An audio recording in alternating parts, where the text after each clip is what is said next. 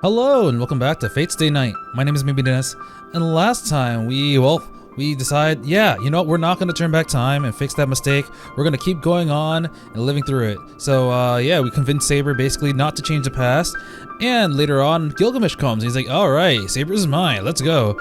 But it seems like after Kira leaves, Lancer attacks Gilgamesh because he thinks he's a prick, and Gilgamesh was like, yeah, I was going to kill you anyway. So they fight and we manage to escape. Seems like Lancer's going to buy us some time and we have to formulate a plan. But when we get home, it seems like Tosaka has been beaten and also almost killed. Oh no.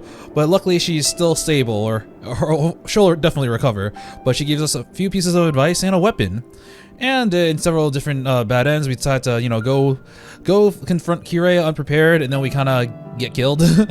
And we do several things, such as try to forge a weapon, we try to strengthen Saber, but the real answer was basically, yeah, we're gonna have to give her back Avalon.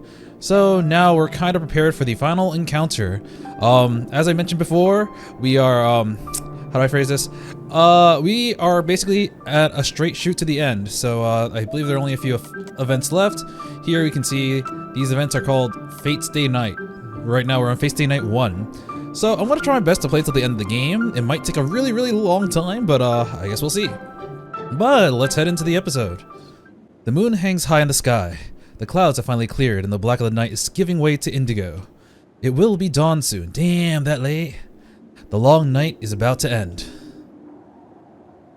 It will be the last one. During the night, Saber and I travel to our final destination. Fox only. Yeah, I feel like I've made the same joke several times. I hear the tension in Saber's voice. She's not the only one. Come think of it, I wonder what the people living in Rito Temple are doing. For example, Issei lives here, right? And Issei, maybe he got attacked during the rider stuff, so maybe he's in the hospital still, but he still has other family members that live here, right? All the monks. So maybe it's possible that Kira may have killed them all, I'm not sure. She's not the only one. As I quietly nod, I feel a cold sweat trickling down my neck. The mountain feels like it's a living thing. Chills run down my spine, stifling pressure assails me with every step I take. The air is thick and damp.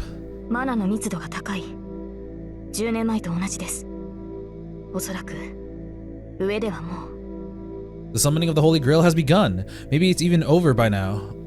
Either way, Gilgamesh probably has defeated Lancer.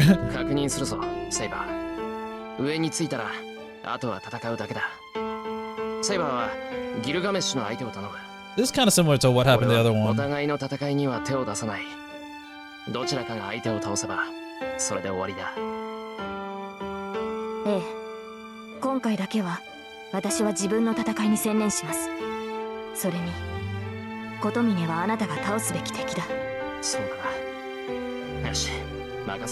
Leave him to me.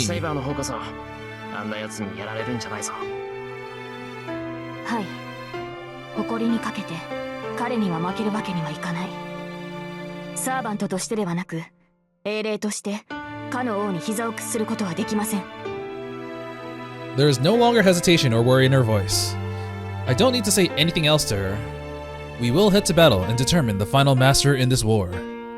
But if, in this process, if one of us dies, the survivor just has to kill their opponent. If I'm defeated, as long as Saber defeats Gilgamesh, Kotomine won't get his hands on the Holy Grail. At the same time, if Saber is defeated by defeat Kotomine, Gilgamesh can't stay manifested, so you don't have to cover for each other. This battle is now each of ours alone. So, we climb up the stone steps. The closer we get to the temple gate, the denser the air gets. Sweat trickles down my back. An ominous premonition creeps over me. At the top of the stone staircase, our greatest enemies await us. But I don't really care about that. We go up the stairs, closer and closer to the temple gate. Everything will be over. No matter who wins this battle, Saber will disappear. The endless but fleeting days of fighting will finally be over, and Saber will disappear from the world. She'll return to her time where she belongs, and I can't say I don't have any regrets. I'm gonna lose Saber. I'm gonna lose the person I vowed to protect, the person I want most to be happy. Even now, I don't know just how painful that will be. For now, we're still walking together and I can feel her presence. But I'm not prepared to lose her. Even if I knew a few days before, even if from the moment we met, I knew we would eventually part ways. Thinking back, we made so many memories. We walked together some nights, fought together some nights, At first, I did everything I could to prevent Saber, a girl, from fighting. She also kicked my ass in the dojo. I also slept in the shed because I was too embarrassed to sleep in a room right next to hers. We ate lunch together. Oh, that was the reason? I thought it was because he just freaking loves weapons and stays in the shed. But actually, yeah, he was sleeping in the shed when he first came, woke up and Sakura woke him. Sakura didn't live here. He just likes the shed. Saber liked baths. She liked my cooking, liked the clothes Tosaka brought her, and she had incoherent conversations with Fujine. She pushed herself, shouldered all the burden herself, and finally collapsed. And then we explored the depths of our hearts in the ruins. Things took a turn after that. I couldn't stop thinking about Saber. My purpose for fighting changed, and I realized I loved her. How can I lose someone like that? Saber doesn't say anything. I can't think of anything to say either. Once we climb the stairs and reach the top, there'll be nothing for us to talk about. Oh, a while later, I'll lose Saber, and I'll have to say goodbye. But this is the only time we have to say goodbye.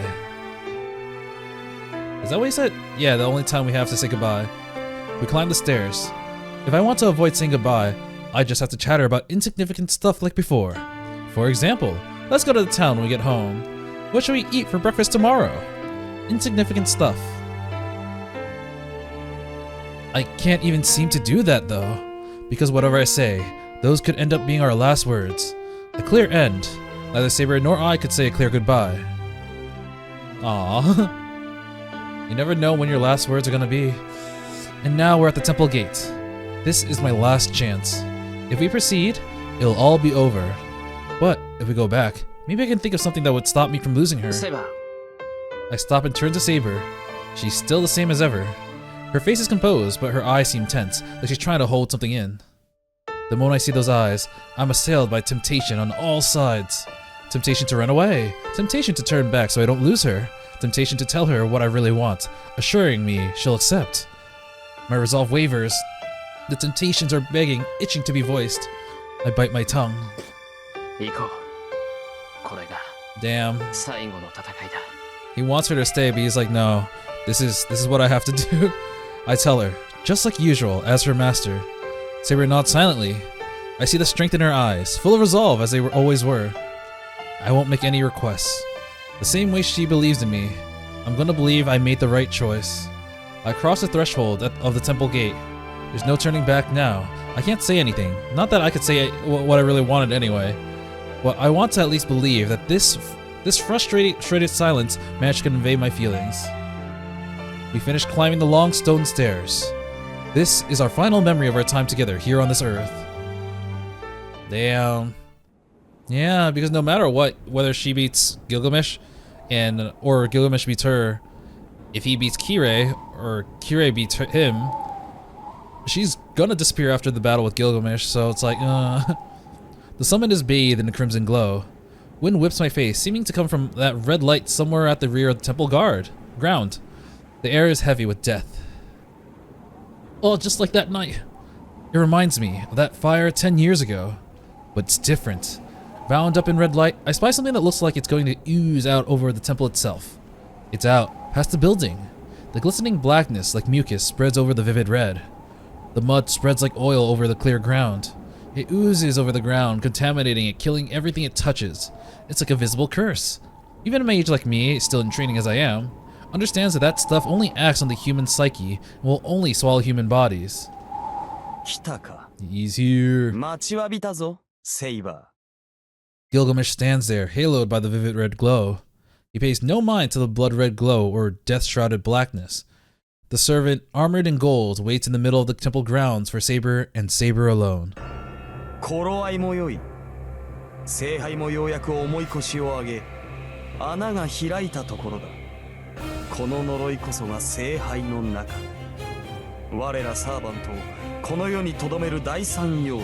This is the third element. I thought there were at least like 4 elements. Gilgamesh has eyes only for Saber. Saber is similarly focused on him. She steps forward and points her sword at the knight in front of her. I want a waifu.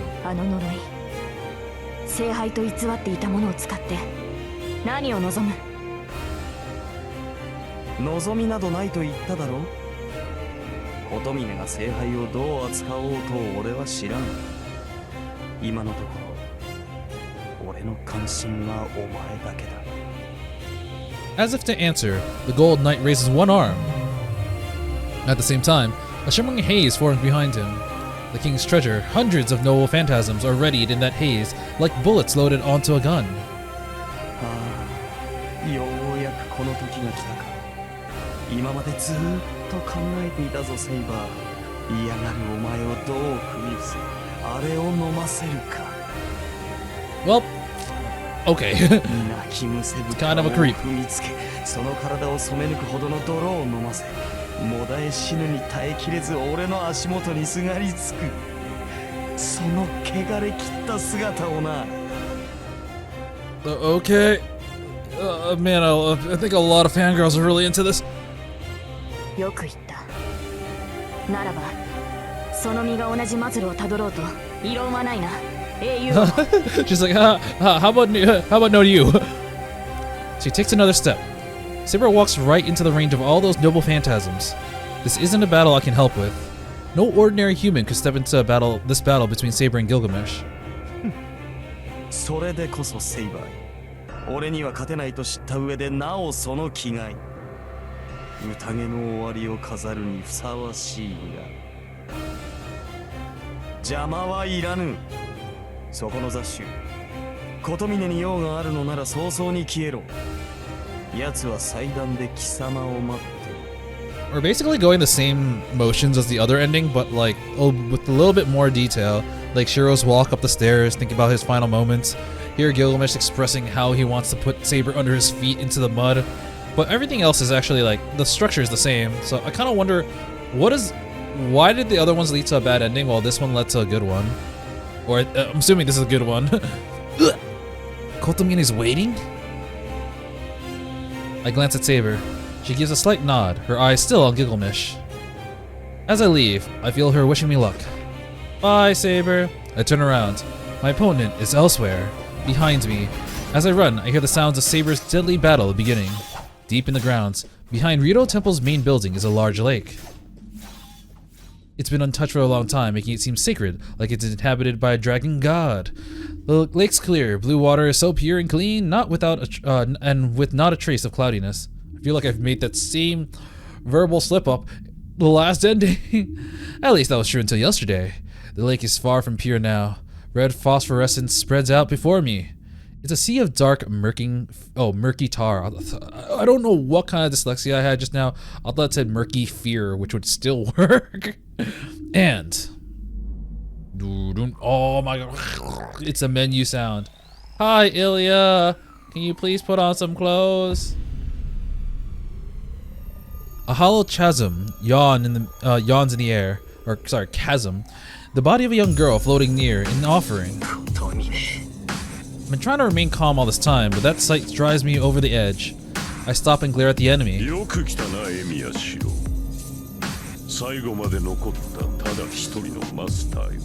The ends of his lips curl up into a smile and he spreads his arms in greeting. Our final battle will be fought here. This will be the summoning altar in this Holy Grail war. Stop showing Ilya! Whoa, it's leaking.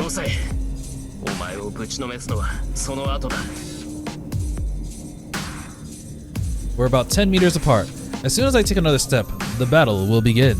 I don't know what kind of mage Mikoto Mine is, but he'll likely use projectile weapons like Tosaka. On the other hand, my only option is to get close and punch him in the face. Even with Tosaka's dagger concealed behind me, I still need to get close. Once the battle starts, my only option is to rush him and stab him in the chest. But before that, I need to do something about Ilya.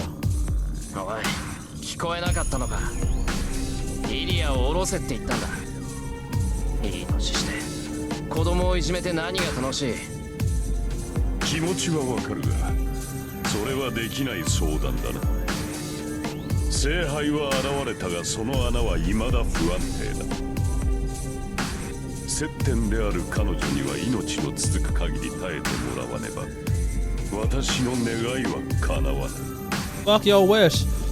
As long as her life lasts, then Ilya's still alive.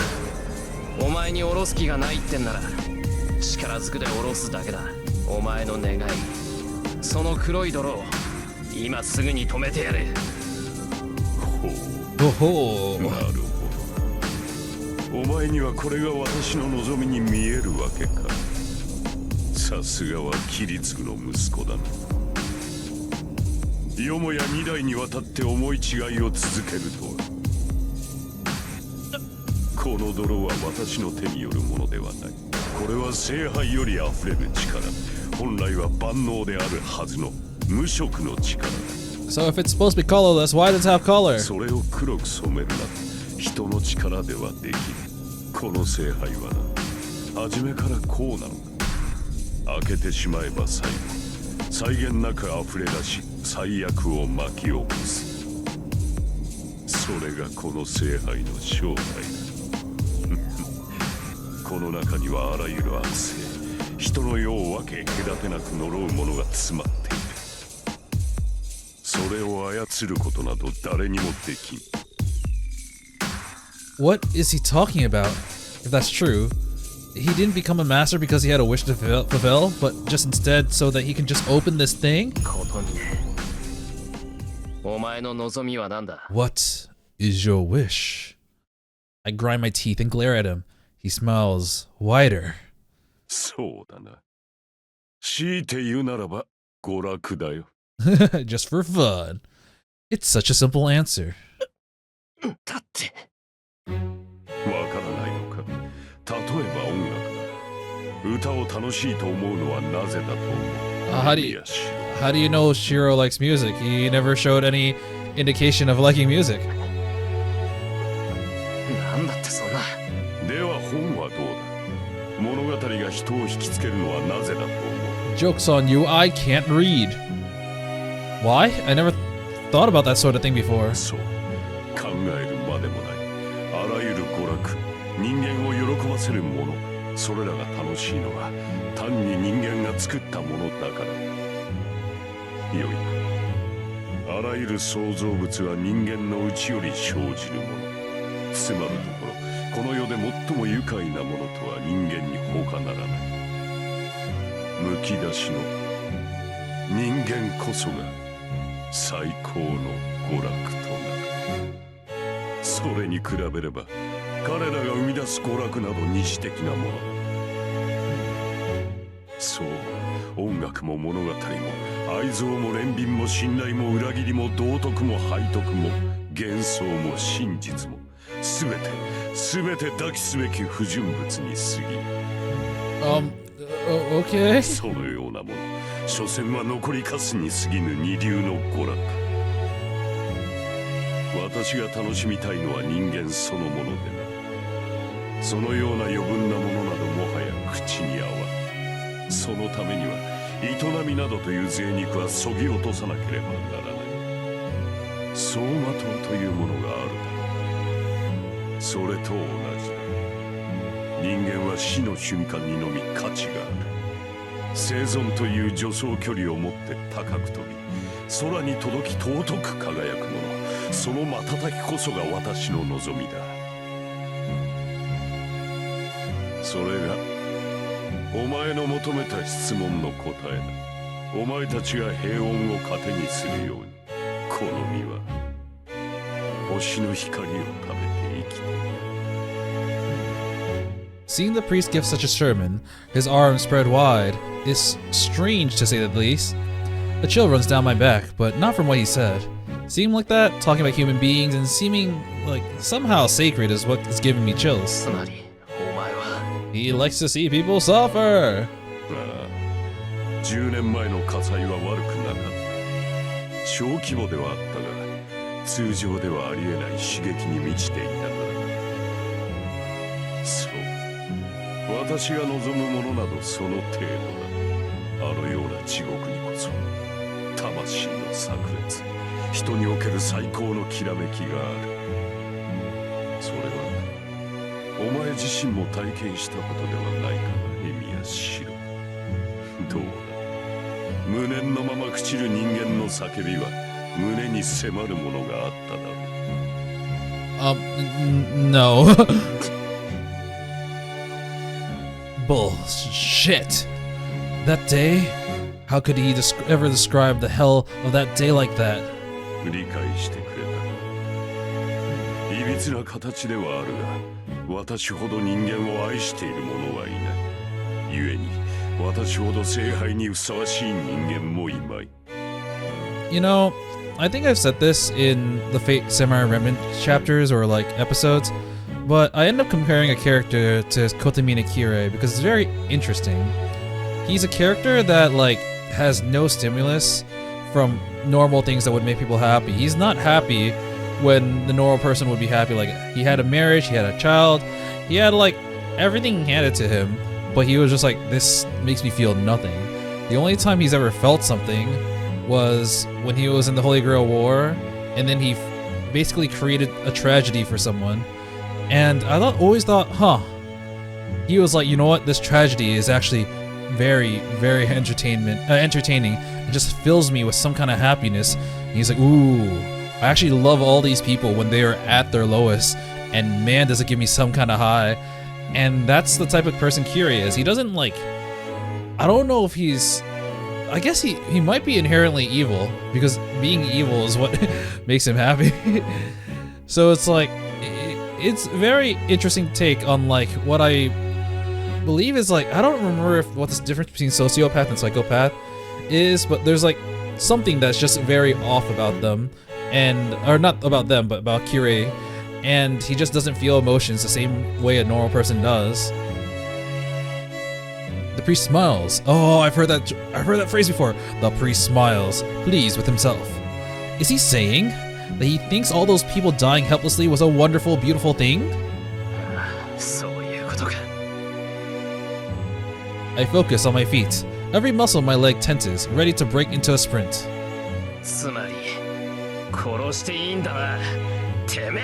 I'll show you that people die when they are killed. Oh, it just occurred to me that line never showed up. Oh man, the anime fucked up. I search forward as fast as I can. He's a little less than 10 meters away. If I just head straight at him, I can... It's got the goop. I throw myself sideways. I just want to kill him. But, I don't know, I want to just kill him, but my instincts kick in, saving me from death.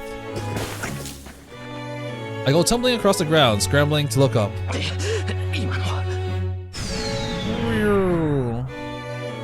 Oh no, Yamete! I glance back at where I'd just been. I feel like I made that same joke last time. I glance back to where I'd just been running. The ground is on fire. The dark mud spreading over the lake is steaming. It's like a dark carpet. The mud coils and lunges at me, snapping like a whip. It leaves a searing welt on the ground.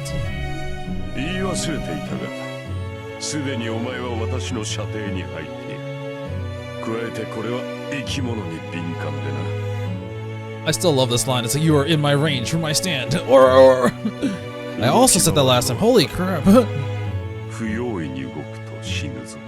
All this overlap from the last episode just made me realize I would react the same way as I would in this scene.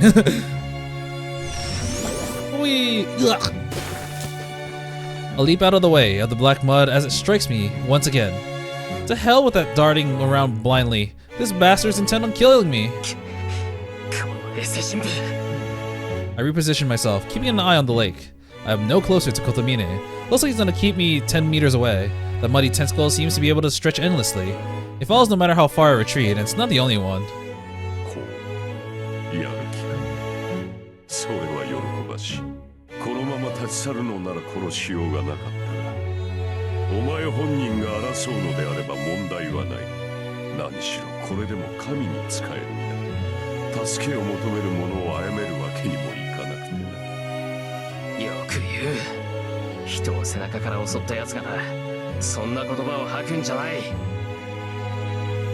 He's probably remembering what happened with Lancer when I said that.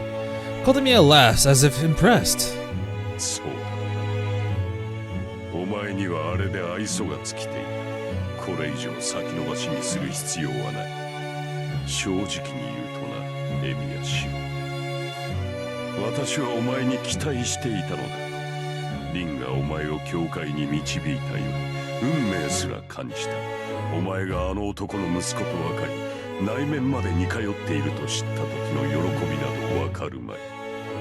It's kind of interesting how Kirei says this because, as we heard from Saber, the Kiritsugu during the last Holy Grail War is nothing like the Kiritsugu that Shirou looks up to. They're two completely different people. But he's like, no, you guys hold the same values. You guys are the same, and I will have fun just like last time. 10年前に叶わなかった望み、エミヤキリツグという男にこうしてもう一度インドを渡せるとは思わなかった。Because Kirei is kind of empty inside and like desires people's tragedies. If he gets a Grail, the world is fucked because like the Grail can just like power that up so that everyone will get hit by it.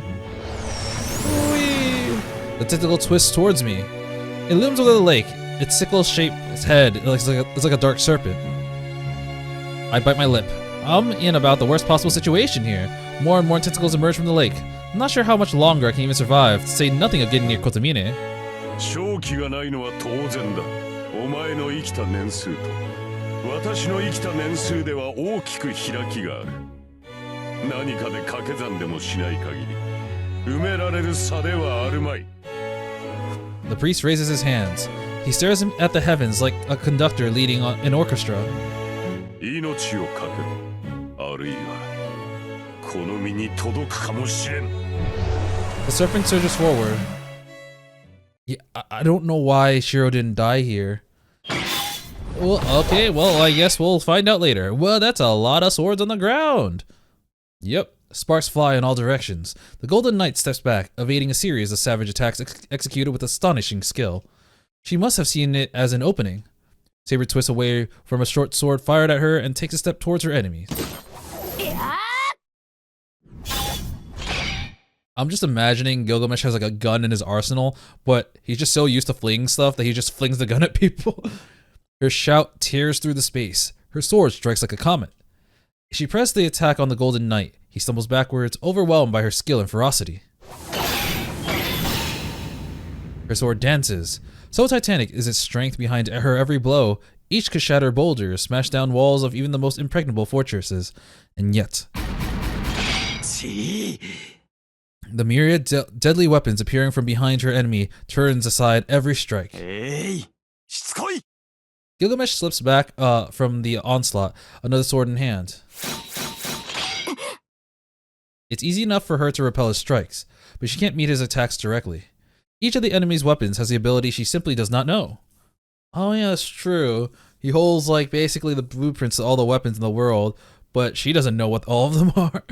And if some of them are like long range or have curses like, you know, gay bulk, then it's like, oh shit. Being struck by a weapon and not knowing what it might do is suicide.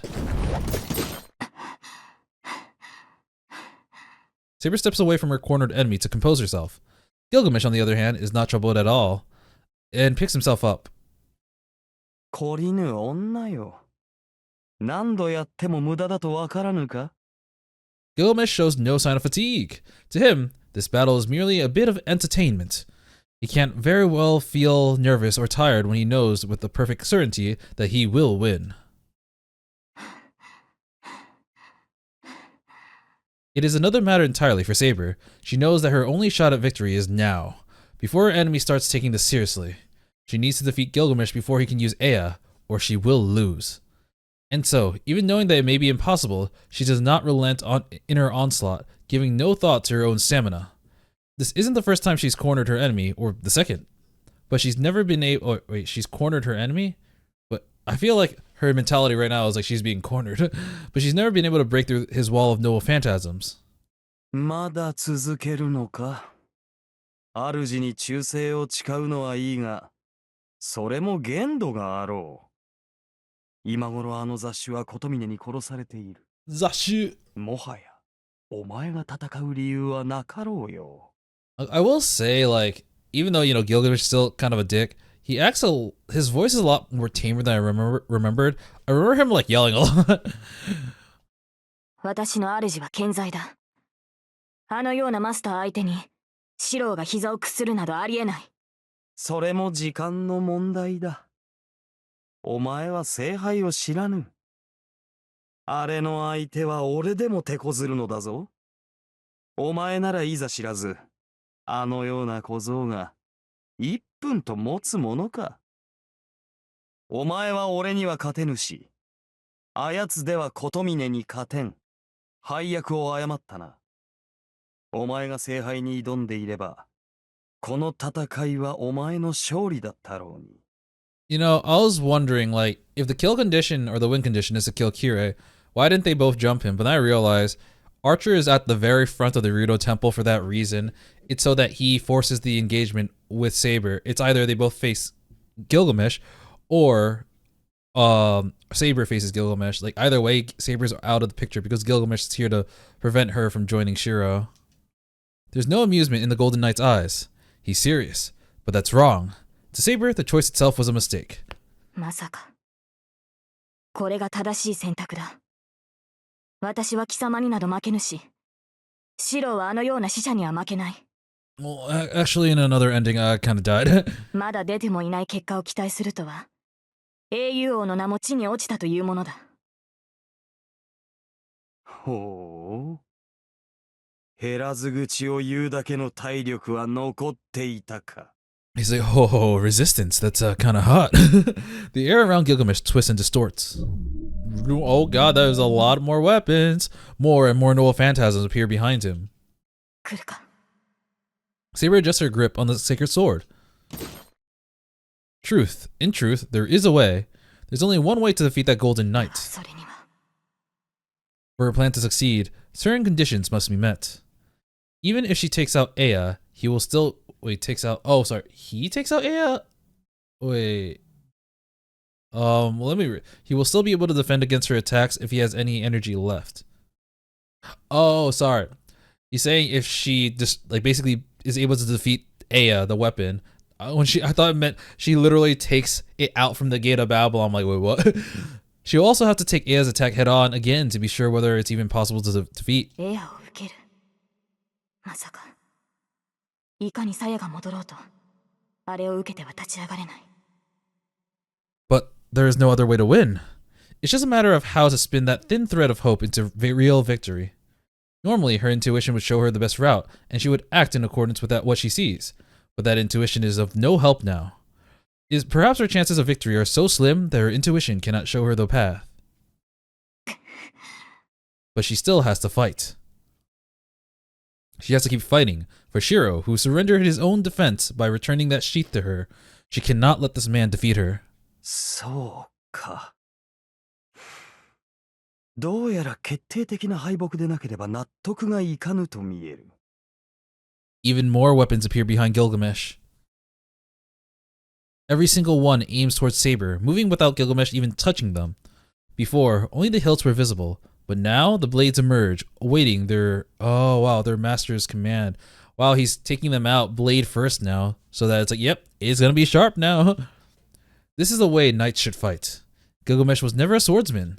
His many noble phantasms are deployed within time and space, and become bullets under their master's command. That is why he's an archer.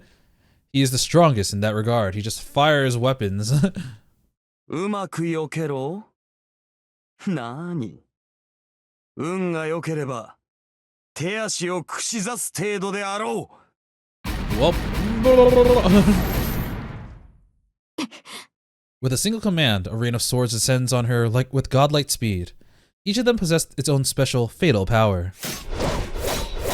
Slice through all of them!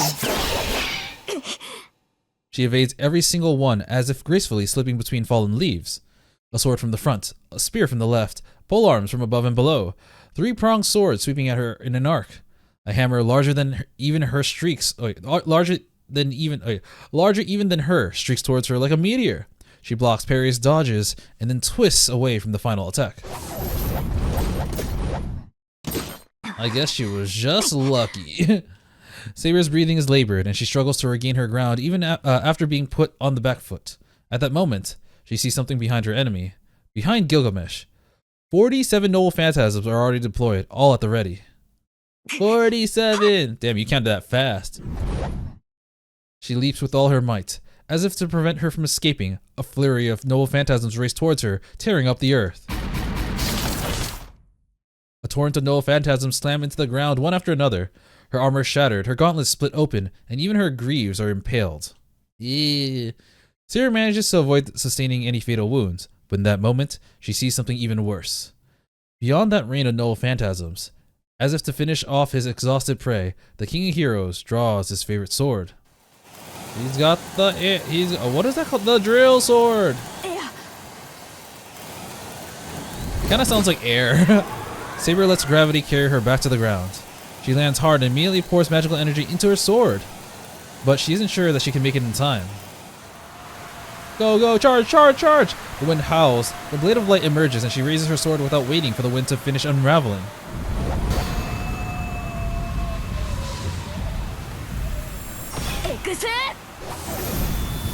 She doesn't bother deflecting the rain of old phantasms. She simply swings her sacred sword with all her might, and all the swiftness that she can muster. She's too late. Gilgamesh sweeps his other noble phantasm aside and swings Aya. Oh fuck! Well, back to Shirou. I try to kick away the mud clinging to my ankles. My clothes are burnt and my skin is exposed. So last time he lost bodily function of them. Oh god! I jump away from the lunging tentacle. I can't feel my mud-coated red ankle, and I wasn't entirely sure I still even had my right leg until I used it to leap away. Just like last time. I keep saying that a lot of stuff is repeating, but I'm kind of going through all of this because I want the last episode to at least contain everything. I check my body while I roll. Ankle? Okay, yeah, it's still there. I just can't feel it. If it's more or less intact, I can probably still run. I jump in another direction to avoid the mud's relentless attacks. Besides me, I hear a splash. The scent of burning earth wakes my dizzy head, and I push myself back up to my feet. A burning sensation sears its way down my back. Yuck! I shake it off and jump to the closest clear ground. The mud's pursuit relents. I can no longer see any black mud that surrounds me. I bite my lip. I dodge and ran all over the place, but in the end, I'm right back here. Fuck! Can we get forward progress on this shit, please? I calm my breathing and I look up at him, at least to show how that he hasn't broken my spirit. Kotomine has not moved at all. He just watches me running around. Oh, now that I think about it, why is he able to control the mud? Like, why doesn't the mud attack him? No matter how many deep breaths I take, my heart won't stop pounding. It's warning me that it's at its limit. It needs rest. My heart is ready to burst if I don't rest. That's how rapidly it's thumping in my chest. It's all but jumping out of my mouth at this point. I can't do anything. I can't get near Kotomine. I can't stop that black mud. There's not enough time for me to hold back about using projection. It's my only hope. If there's no way forward, I just have to project Saber's sword again. It should be able to cut through the black mud and give me a chance to rush at Kotomine.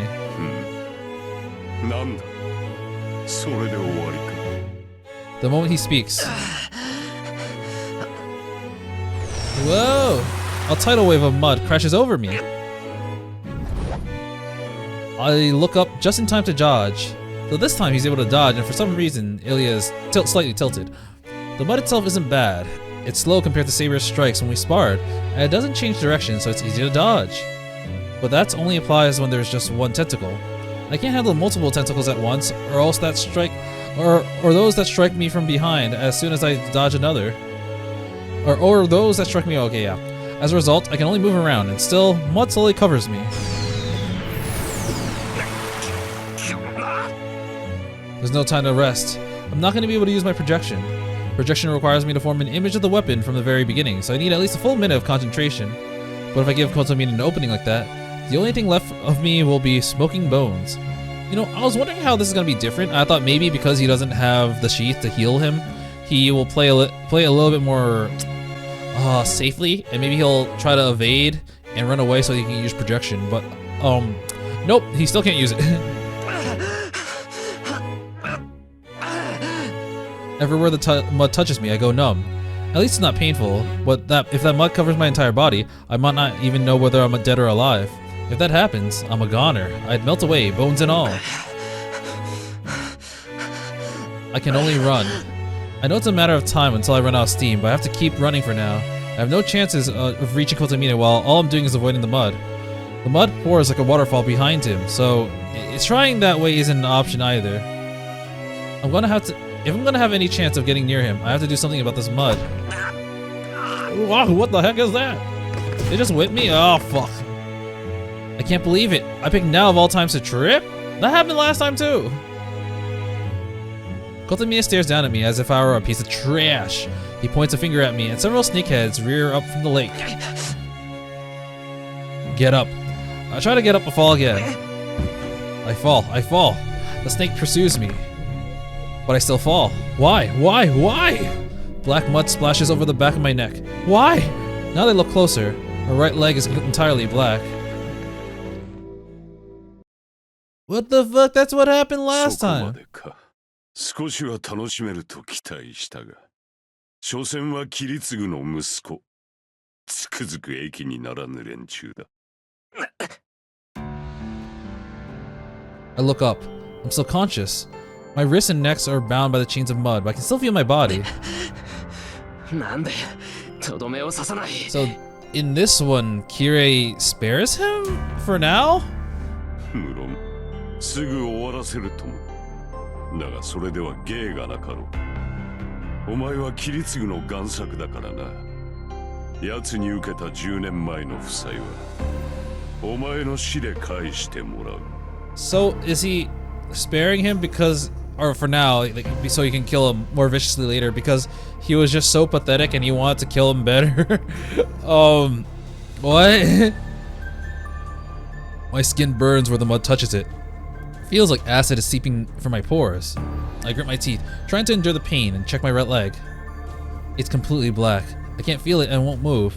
I need to either get this mud out of me or pour magical energy through the affected areas to push out the coagulated blood. Either way, the moment I try to move my right leg, I'll probably tear off every muscle in it.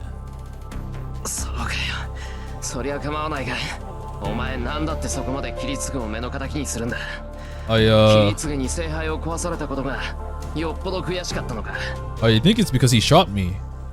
Through the heart. 近親憎悪というやつだ。私と切り継ぐは似ていたからな。奴の行為は全てが勘に触ったよ。Oh yeah.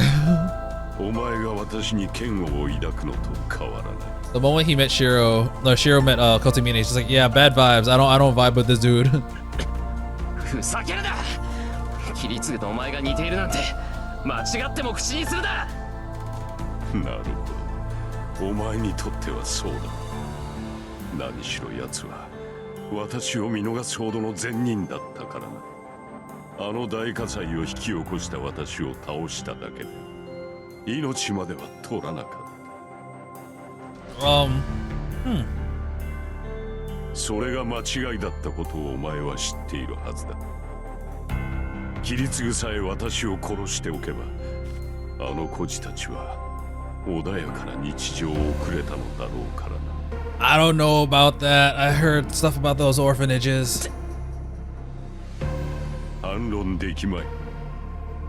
だが私にとってもそれは不快な事実だ。I mean, they'd still be living better lives for sure. あれほど冷酷な魔術師だった男が敵を助けたという事実こそが不快だった。That story again.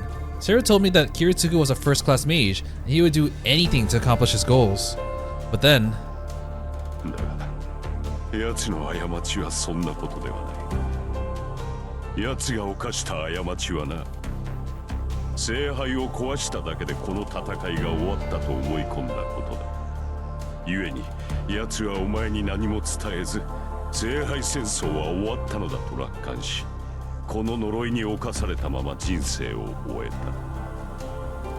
た。道化といえば道化だな。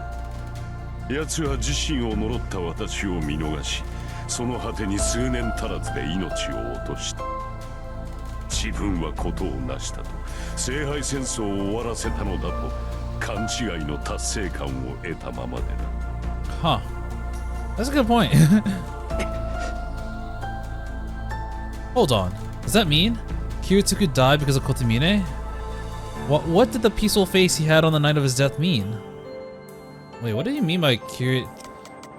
I don't get that. そうだ。最後に聞いておこう。切り継ぐの最後はどうだったのだ、エミヤシロ。息子であるお前に後を託し、何やら満足していったわけか。なんという道家ぶりだ。何一つとしてなせず、息子であるお前に責任を押し付け、さぞ滑稽に消えたのであろうな。Oh, that's gonna strike a chord with the Shirou. I kick at the ground. I thought, okay, man, I thought he was being held up by the tentacles, so I was like, wait, he kicked at the ground? I forced my leg to move, flooding it with magical energy. Muscles tear, but I ignore it as I lunge forward on all fours like a wild animal. Wolf, motherfucker. Kotomine holds his hand over the waterfall behind him. I don't know what he's thinking. The cascade of mud is a curse so dense that it can be seen, so it'd be fair to call it a mass of magical energy only meant to destroy people. There's no room to modify or to change its shape. Anyone who touches that mud will be contaminated by its potent curse and then dissolve, as if that stuff were digesting them, which means the pain and fear felt in those dying moments linger as magical energy, becoming the next curse to seek out the living. Whoever touches that stuff will die. Anyone who touches it will die unless they can get the mud out of themselves. Even so, the priest sticks his hand into the waterfall, smiling. He fills his hand with darkness. I know, instinctively, that this will be different than before. Wait, I don't get it. He's saying he killed Kiritsugu, and now with like the... A flash of light illuminates the world. The moment I realize that it's a light of Saber's noble phantasm. Oh, it's the angry mango! The priest's words plunge the world into darkness. Alright, back to Saber POV. She's been blinded by a light a moment ago, but now she's cast into darkness. If she had been conscious, she would have seen that it was a black polar light. The darkness was momentary, but it was not darkness. It was a swarm of tiny curses. The darkness sweeps her body away, and the discomfort jolts her to wakefulness. I sigh. The first thing her returning consciousness brings her is pain. Okay, sorry. She says I sigh, so they're supposed to be in Saber's POV, but then they start talking third person again, so I'm just like, eh? Whatever parts of her were not protected by her armor are horribly burned, and her flesh has been brutally savaged by blades of all sorts. She is a dismal sight. I have lost again! Fuck! Ea defeated her. Gilgamesh unleashed his noble phantasms, and she could not defend against so many. Then Ea struck her. She barely managed to deflect it with Excalibur, but the damage to her body was too severe. Her wounds heal on her own without using magical energy, but even the protection of the sacred sword's sheath is unable to return her to full health in an instant. And then... the motherfucker is still alright!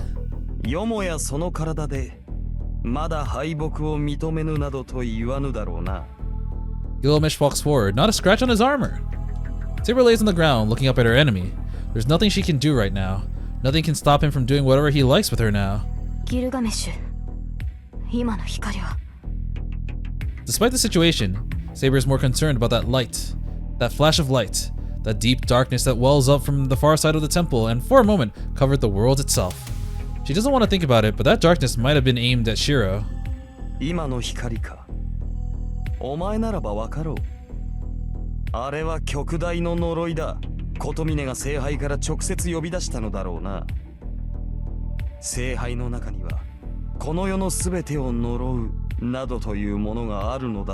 It contains a very angry mango.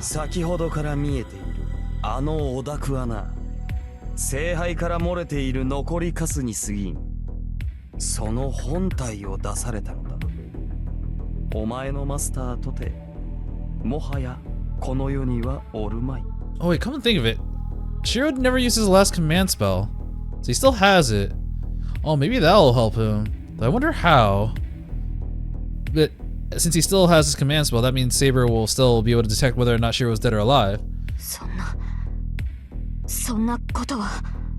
Saber wills her body to move. But she knows she can't.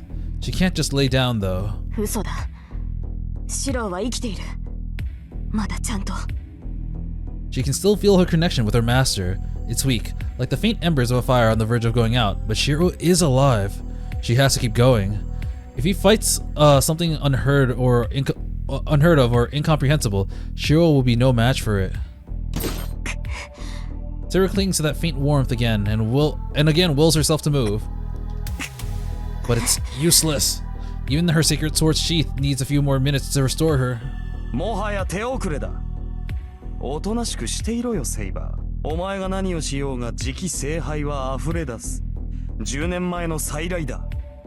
ただし、こたびの義は俺ではなくお前に与えられたものだがな。 Time to get muddy. The Golden Knight smiles as he turns his gaze up to the burning sky. Red sky. 喜べセイバー。 Yorokobe あれを浴び Saber. ればお前も俺と同じになれる。この世で肉を持ち第二の生を謳歌できよう。まあもっとも俺のように自我を保てるとは限らんが。 Saber looks up at him, bewildered. She can sense the immensity of the curse.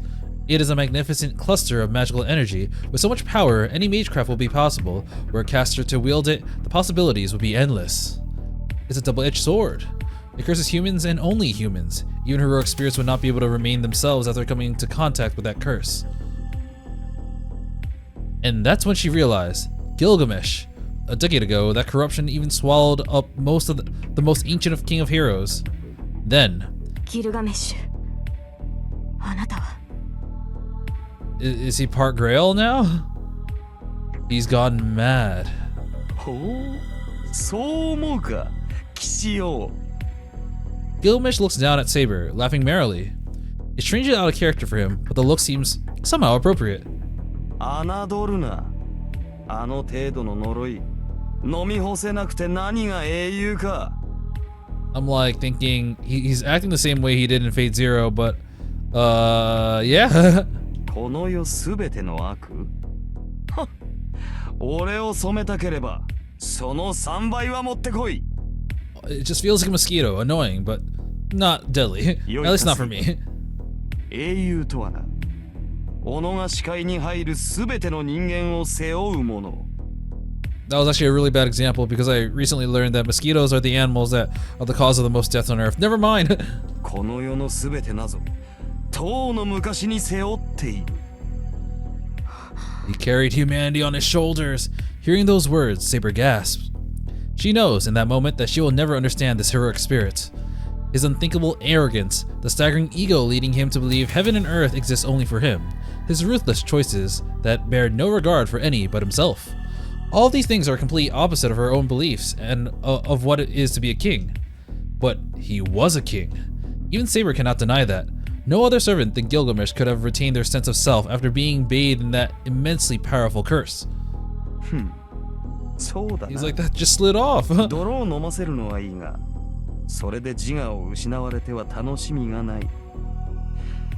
どれ、今のうちに婚姻を決めておくか。 Yuck.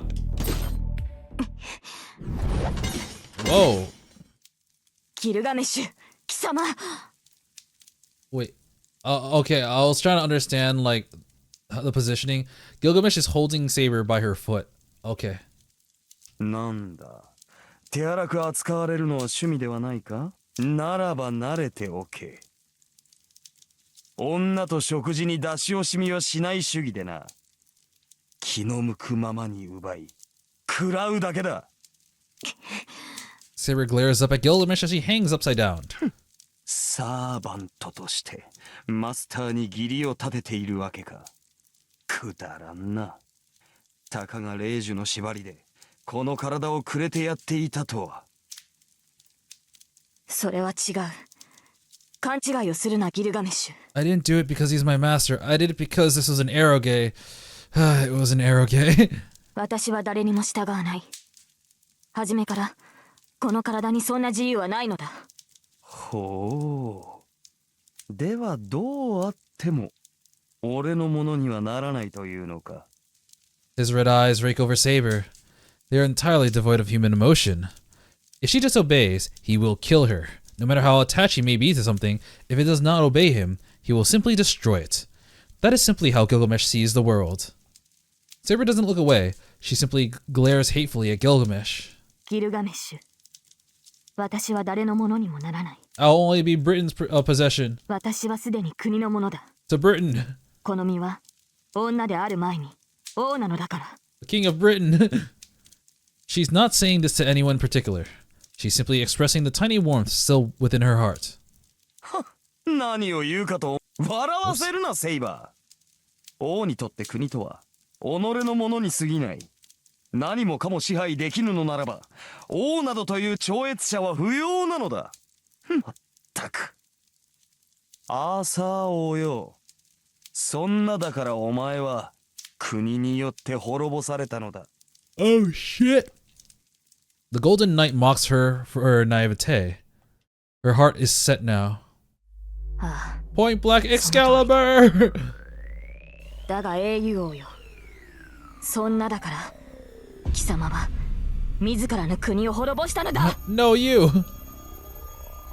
Such fierce spirit. Saber twists her entire body, using the leverage to kick Gilgamesh in the face with her free leg. Ow! Gilgamesh releases her. Saber stretches her arms out and arrests her fall, then springs upward. Fuck! どうやら本格的にしつけられたいらしいな。セイバー! Yeah, we've seen Gilgamesh make the face before. It's only when he takes damage. It's like, oh god, she hit me for 3 damage. I must fucking kill her. Yeah, he's really good at offense, but I don't know if he can. Yeah, his defense are good, but when he takes any damage, he's like, stop it. She closes her eyes and looks within herself. It's no wonder your country turned on you. It is not news to her. Since her summoning as a saber, she's been hearing those words over and over. That's true. It's different with him. He grew angry with her as if it had been about him. But he also thought her actions were worthy of pride. She knows what she must do. Even if she has no hope of victory, she cannot stop here. She needs to do something while she still can feel the warmth inside her. She has to get to her master as fast as she can. She's about 8 meters from Gilgamesh. She positions herself at the ideal distance for intercepting an attack, which she just experienced firsthand. Her body won't move the way she wants. She can barely grip her sword, and her legs are hardly able to bear her weight. Even a weak blow will be too much for her now. But she shows neither weakness nor hesitation.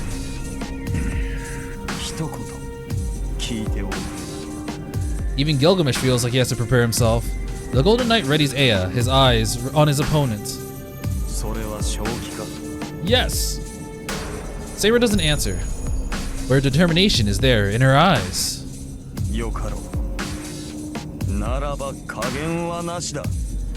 The air itself roars. Ea, the sword of rupture from ancient Mesopotamia, is said to have divided heaven and earth to create the world. Gilgamesh, the king of heroes, readies his supreme sword to finally put an end to his enemy. Oh right, I want to say, I'm not sure what Ea means. He said he was like, I just gave this a name. Well, I think like Ea or Enema Elish, one of those two were like something to do with some godly force, or maybe even like some deity in Mesopotamia. I don't really know, but that's what it. I think I saw a really short video saying that might be what it is. The atmospheric vortex it creates, the sheer quantity of converging magical energy, far exceeds Saber's Excalibur.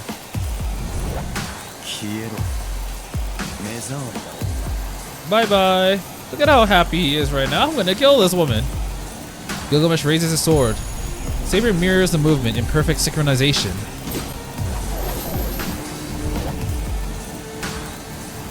Their eyes meet for an instant. Gilgamesh flourishes his sword. But Saber's sword falls to the ground, useless. She lacks the strength to activate her noble phantasm. The light which severs all things bursts through her. Unable to do anything, she's swallowed up by the light. And that is how Saber dies. The moment I'm engulfed in darkness, hell itself is imprinted on my mind. The 5 starting penalties: life, body, imprisonment, humiliation, and finance. Let the myriad sins, mud, darkness, and malice continue to surround and punish all. Eliminate human rights through the decapitation, exile, and repression. Let the body descend into a state of torment and debauchery. Eliminate group consensus by forfeiting honor.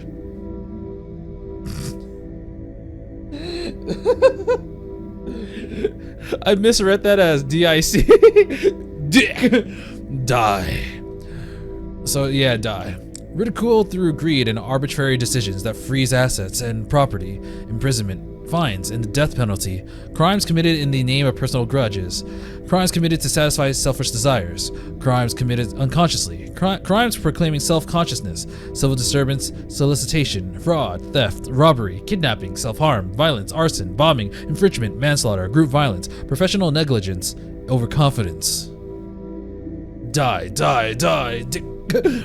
Accidents by intoxication, cover-ups, crimes for personal gains, crimes committed in the name of ego, crimes committed in the name of love, crimes committed in the name of virtue, crimes committed for themselves, theft and embezzlement, fraudulent cover-ups, contraband, crime, grudge attack, hate crime, attack, dirty, you're all dirty, crimes, victims, the world is ruled by non-humans.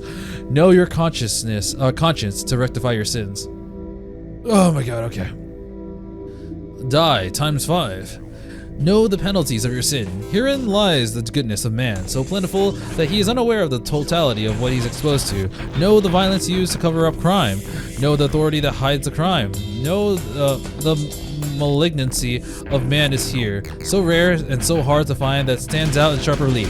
100 one malignant. To balance it out, the malignant shines strong, and reign as mighty and vicious. Evil to compete with the benign masses. The 5 starting penalties. All right, let's get some more dice. It's gonna be dice at this point. For you. Solicitation, fraud, theft, robbery, kidnapping, self-harm, tyranny, arson, infringement, dirty, you're all dirty. Atone, violence, crimes, victims, atone, die to atone. All right, there we go. Oh god.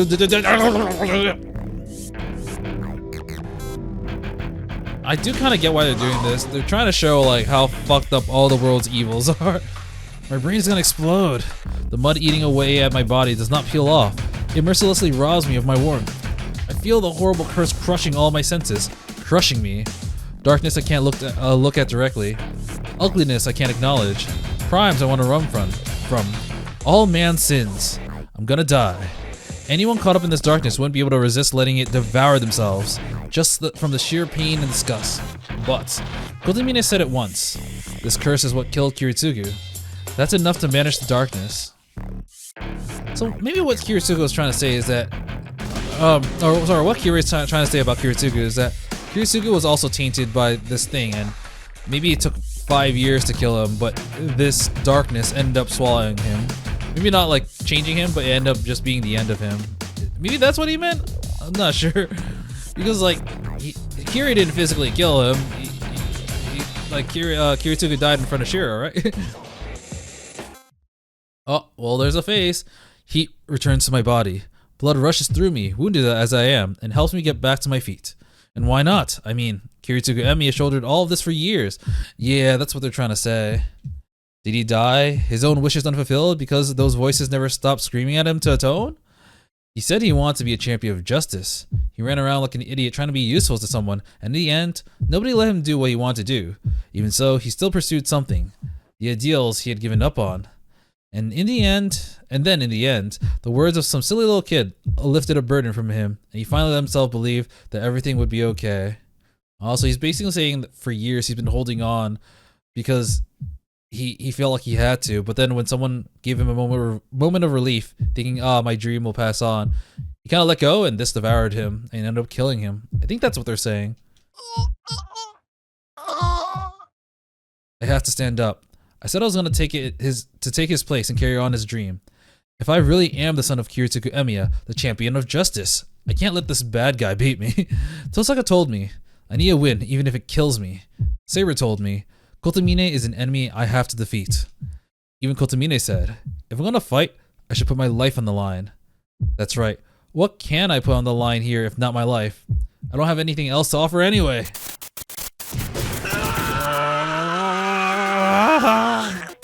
I desperately leap out of the mass of black mud. I can hear her surprise. Like, whoa, you survived that, huh? Ah, it burns. My throat is burning. Why his throat? Did he drink it? Every breath is like swallowing glass. I don't care. Tears of frustration stream down my face. I might just burst from sheer anger before this curse can tear me apart. Impossible. No one's ever been able to do that. Impossible. I push my body, forcing it to run. One hand goes behind my back. I grip the dagger I've been concealing this whole time.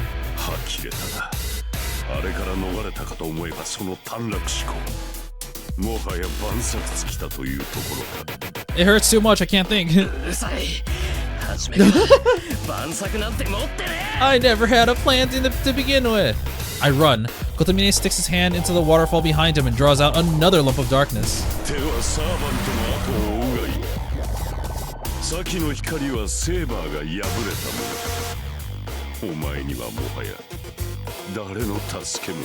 Joke's on you, I still have my command seal. I know she's alive, I think. There's no more hesitation now. If I get my hands on Kotomine, he will regret what he just said more than anything else. I still have a command spell on my left hand. Yeah, I told you. I don't know if I'm alive or dead, but that is proof. And I can feel the truth of it. As long as I still have my command spell, Saber is still with me. If she's still here, she must have defeated Gilgamesh and be heading to me right now. And if I don't greet her with open arms when that happens, well, I know her enough that she'll be mad. She'll be angry. So I'm gonna beat you right here, right now, to fulfill that promise I made to her. Darkness closes in on me. Kotomine releases a giant mass of curses. My body begins to crumble, starting with the extremities. I won't look away. This is my role. I'm not done yet. Back to Saber. A fault line splits space itself. Oh yeah! With a flash of light and a roar of wind, air releases a vortex of pure destruction. Sheer intensity prevents Saber from using her own Nova Phantasm, so she lowers her sword and lets herself be sway as if collapsing. Well, fuck! The light draws near. Saber's too injured to dodge, and there's no shield capable of defending against Aya's attack. That furious dance of light and wind can only annihilate everything in its path. Nothing can stand up to Aya. It is an immutable fact. Both of them knew it to be true a few hours ago. Huh? For once, that astonished cry comes not from Saber, but the one from the Golden Knight wielding Aya. Aya continues to release its torrent of magical energy, unleashing a ravening beam of destruction. But Saber is on her feet, stepping into the light of Aya's power. I'm just walking through it. Her silver armor screams. Cracks splinter every layer of magical energy protecting her. Not without a second to lose, she closes the gap between herself and Gilgamesh. How the fuck are you doing that?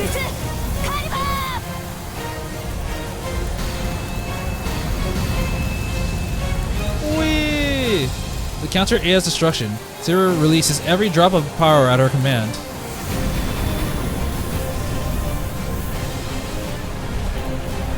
Searching heat scorches the earth in all directions in brilliant flashes of light. Two titanically powerful swords clash, their power so vast it creates a visible border as the two struggle against each other. It's a freaking beam struggle from Dragon Ball! But is it all for nothing?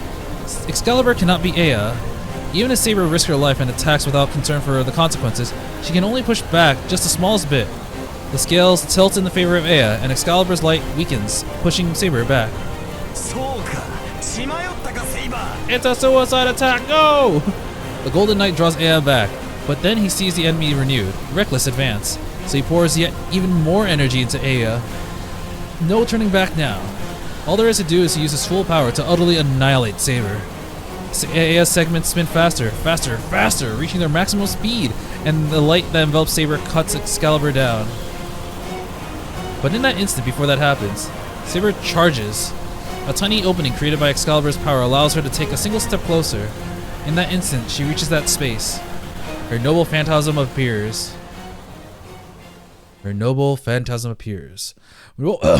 Back to Shirou. Darkness buffets Shirou as if he were caught in a wind tunnel. There's no avoiding or deflecting darkness that coats its space itself. Those swallowed by the darkness can only be consumed by it. When the abyss stares at you, yes. He's corroding from the fingertips inward. Eee. His legs kick at the air as if swimming. His outstretched arms are swallowed up in the black mud. His vision fails him. It's like being erased. Shirou himself is shrinking. Shirou feels himself shrinking, but he refuses to die. He tries not to look away, pours every ounce of strength that he has into resisting. He fights the darkness covering him, the pain trying to melt his body, and the curses trying to dissolve his mind. It's all in vain. No human could resist his corruption, and yet he continues to move. His arms still raised, held out, trying to grab something. But his heart is already broken. His thoughts are smothered in darkness and will soon consume him. But in that moment, why did he remember that voice? A light in the darkness. The moment he realized it's that light, everything runs in reverse. The switch flips. It's this song! His thoughts gain speed, creating crackling sparks and form the shape with astonishing speed. He murmurs the spell to begin projection. In that instant, it's complete, skipping every step of the manufacturing process. He fucking cheated. He didn't need to reproduce it from scratch. The shape had already been engraved into his soul. It had been part of Shirou Emiya for so long that he perfectly memorized it.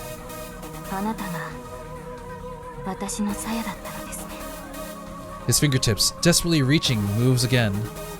They grab hold of the object he created without concentration or spellcasting.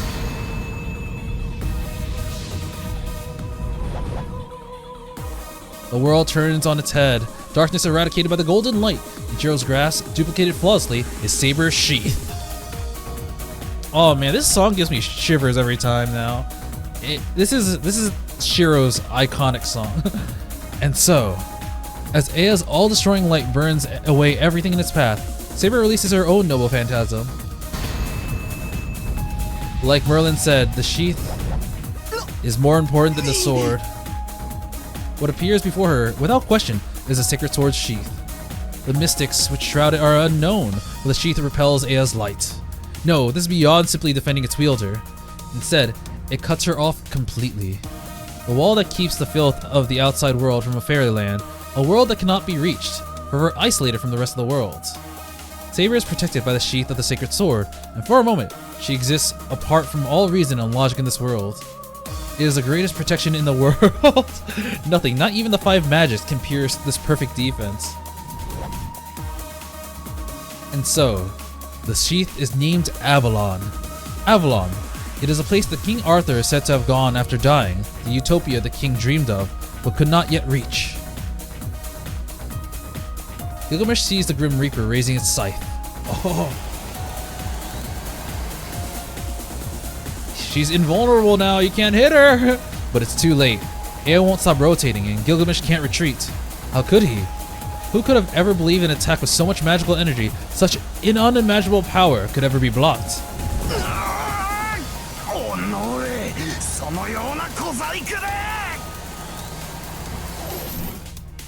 X! A streak of blue surges forward. Saber's armor is gone. She shed her armor so that she can use his magical energy in her sword. Wow, we barely get to see her without her armor and just her battle gown.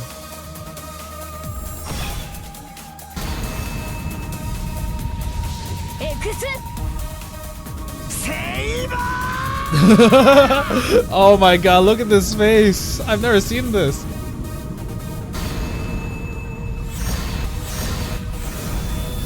Wish.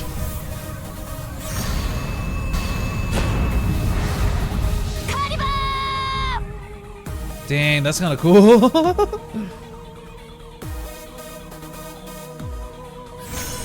Did you know Enuma Elish cannot pierce through invincibility?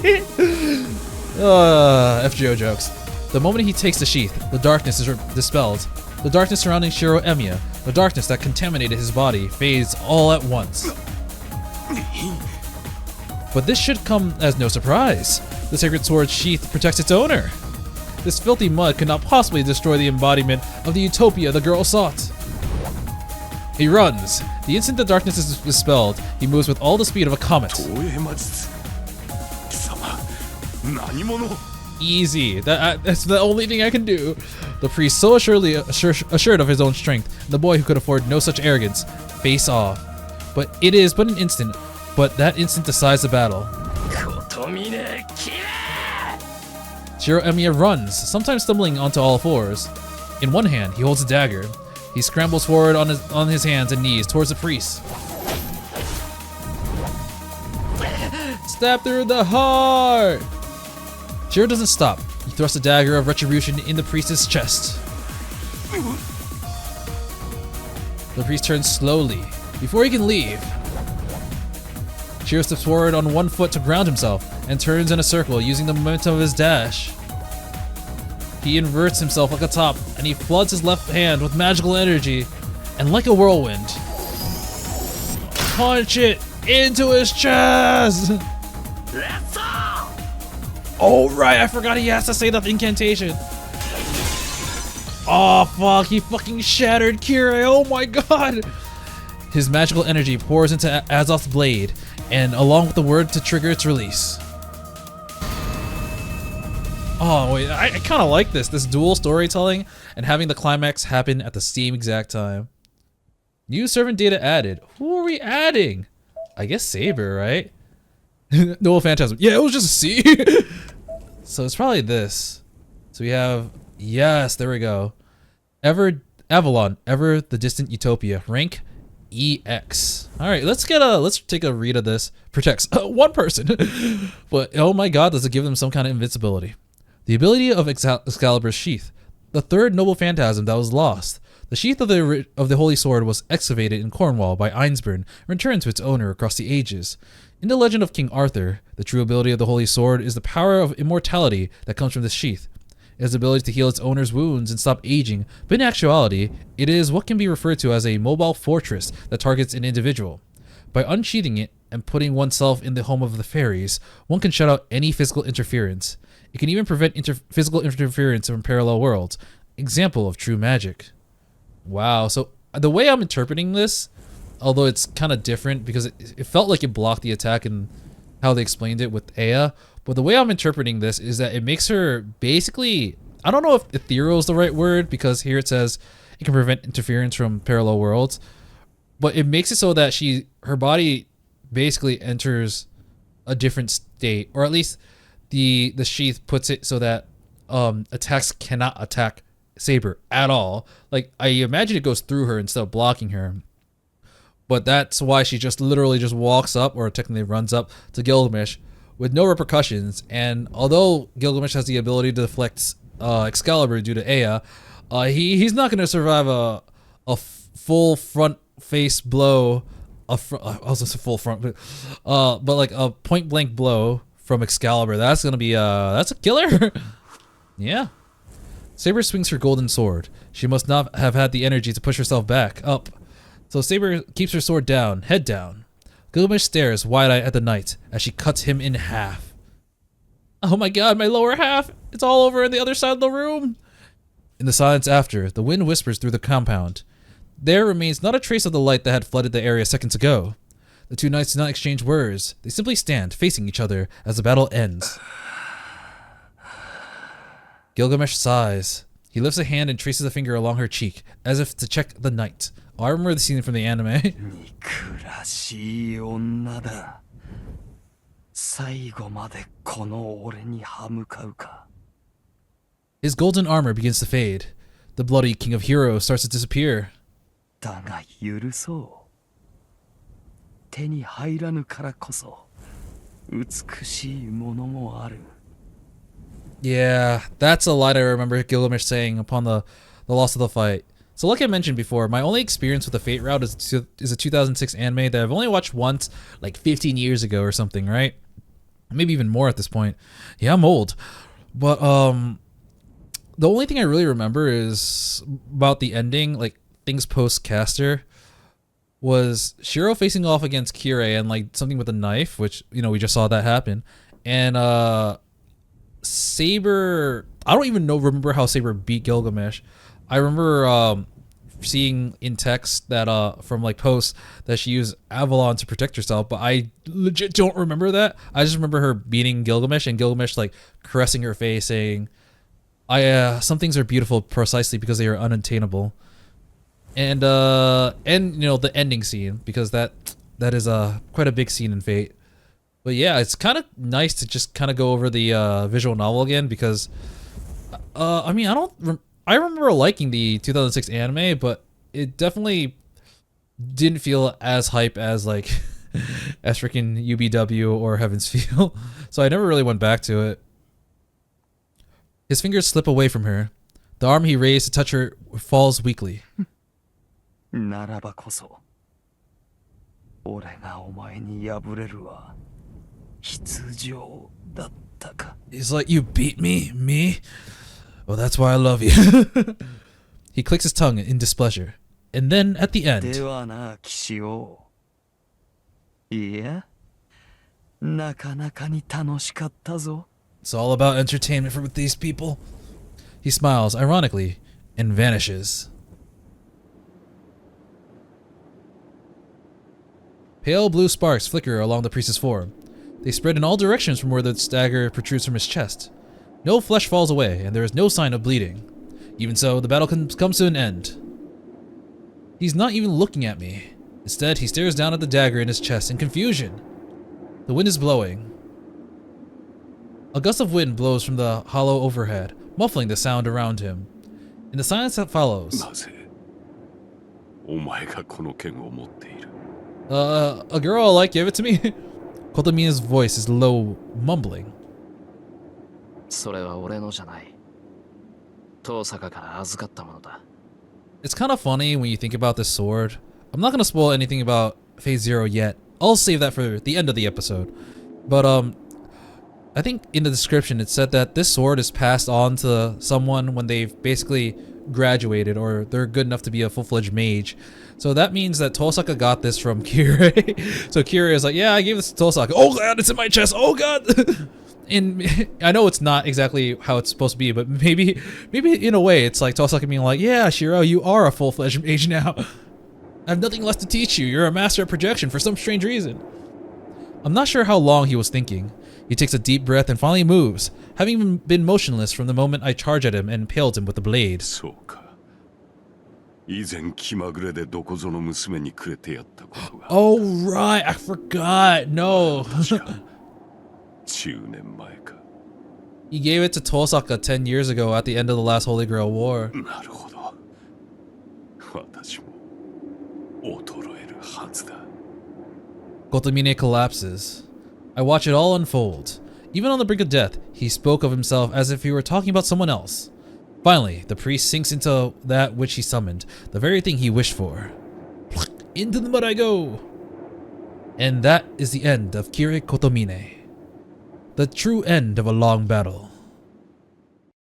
Honestly, like, that battle was pretty cool. It was definitely like a little bit Deus Ex Machina with like Avalon showing up and like, you know, bailing them out. But to be fair, Shirou being able to summon Avalon actually makes a lot of sense due to the fact that, well, he specializes in projection and he's had this thing in him for the last 10 years of his life. Even if he didn't know the shape, he constantly dreamed about, oh, that's why. He said like every day or like every once in a while he would dream about the sword, and it's kind of weird because I thought he dreamed about the sword, Excalibur, because of his connection with Saber, but no, it was because he's had Excalibur inside him all this time. Excalibur was basically calling for the sword, thinking about it. Or sorry, Avalon was calling for the sword, thinking about Excalibur this entire time. So every time he had that dream, it was because he had Avalon in him.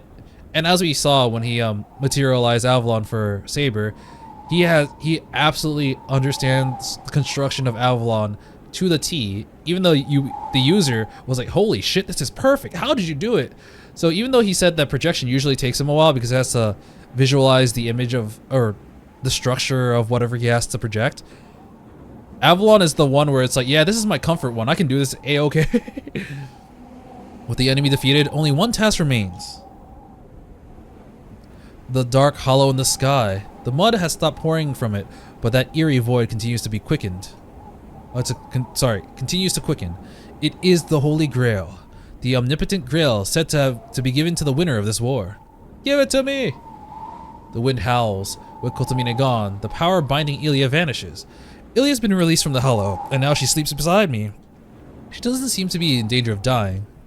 She'll probably wake up after we go home and have Tosaka look after her. Tosaka look her over. The war has ended. No one will get hurt. We won't have to lose anyone else now. No more masters, and the servants will disappear now that the roles are over. I knew this was going to happen. I climbed those long stairs with her earlier. We've already said our goodbyes. All that's left is to bring the curtains down on this whole war. I look up at the hollow and wait, my heart as empty as that void. And then she appears. She walks straight towards me, looking no different than when we first met. Except the fact that, oh my god, all my armor is shattered. She stops once we're close enough to touch each other. We neither asked about each other's well-being, nor offer any congratulations. This has already been decided. So, yeah, we both won. It was a hard victory, but we both won. There's only one thing left to do.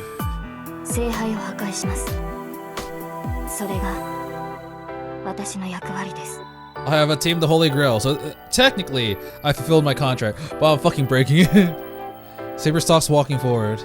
The strong winds coming from the hollow do not deter her. She approaches, one step at a time. She's within range. She quietly readies her sword and looks up at the black hollow. I just watch from where I stand. I clench my fists so hard they bleed. I bite my lip, and I try to hold back the feelings, fighting for expression.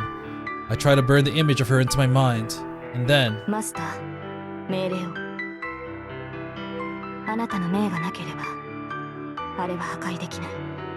and that's why, kids, you need to save one spell seal. Command spell. Command seal. Command spell, okay. Her back still to me. She tells me to use my final command spell. Ah, okay. When the Holy Grail is destroyed, Saber will disappear. Note, since Saber will destroy the Holy Grail with her own hands, she won't have to become a servant. She only becomes a servant because she sought the Holy Grail. Destroying the Holy Grail should void her contract since she will have chosen to do it. I mean... Huh. But I thought if she doesn't fulfill her contract, she'll be thrown back in the cycle for looking for the Holy Grail. I don't know. The moment she destroys the Holy Grail, her life will end, but she will remain king forever.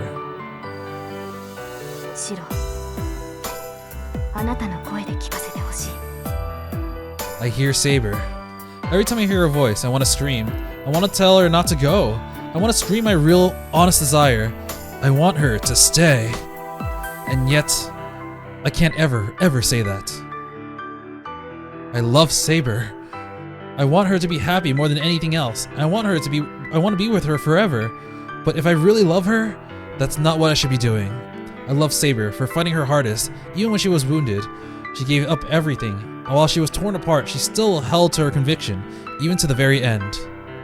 If I think that is beautiful, if I think that is something worth protecting, then I can't destroy everything she stood for, just for my own happiness. She was born a king, and that's how she lived. Nothing can change that. From the moment she drew her sword and made her vow, she was king. Nothing else. That is her conviction. She fought her battles until the very end, believing that she was doing the right thing. A dream of a young girl named Altria. She abandoned her own life and chose to be a king. She chose to fight. Even when she was told that everything she does would go unrewarded, she still wields the sword and kept to her vow as a king. That lasted for many years. I can't do anything to tarnish that pride she held until her final moments. Saber.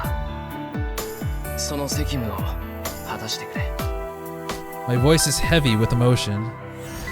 It is really nice that, like, Shirou was finally able to find a way to respect her will. Oh man, that was a really cool CG. Oh man, that's really cool. Light flares around us. The brilliant ray cuts the hollow in front of us in half, leaving no traces of it. This is a sword that, what was it? The light that destroys all evil? And that thing is evil. Nothing remains. The mountain summit has been blasted away, leaving only a smoldering wasteland behind.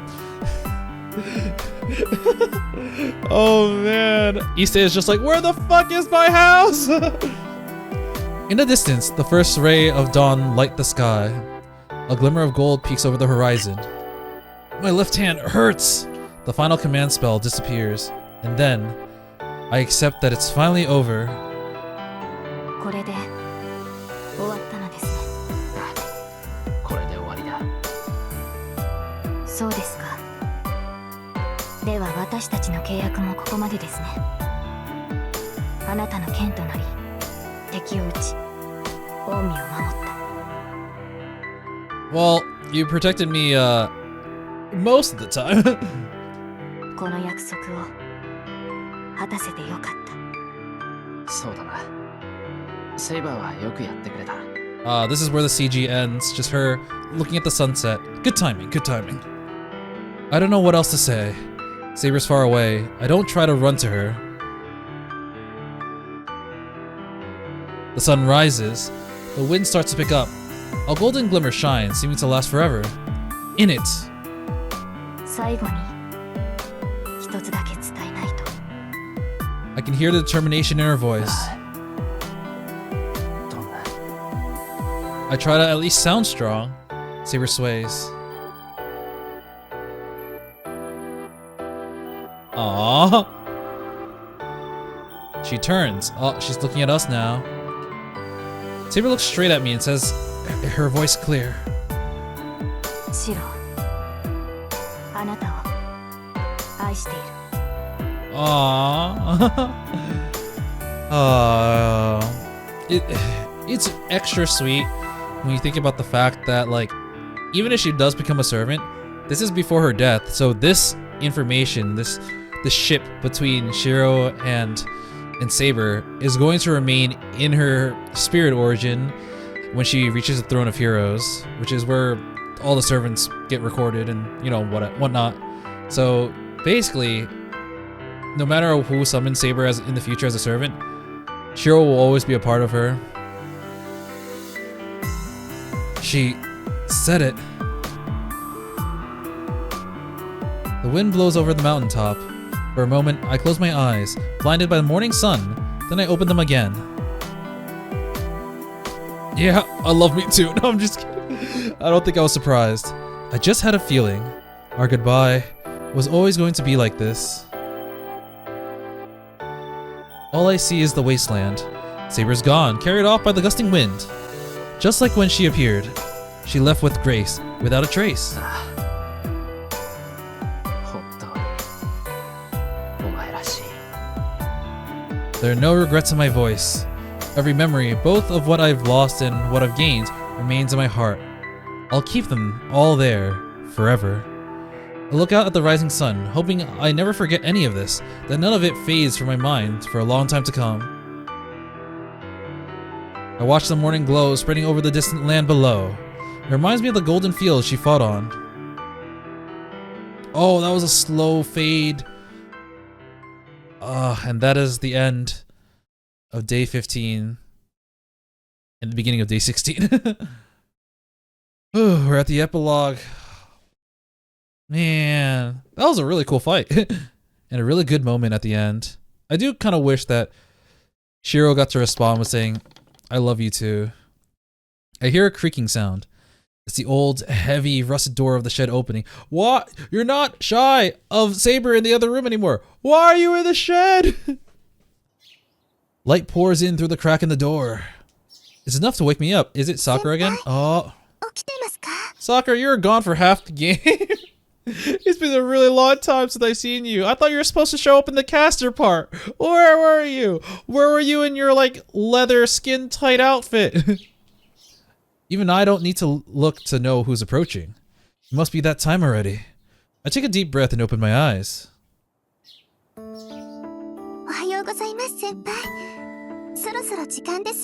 Are you ready to go back to episode 3?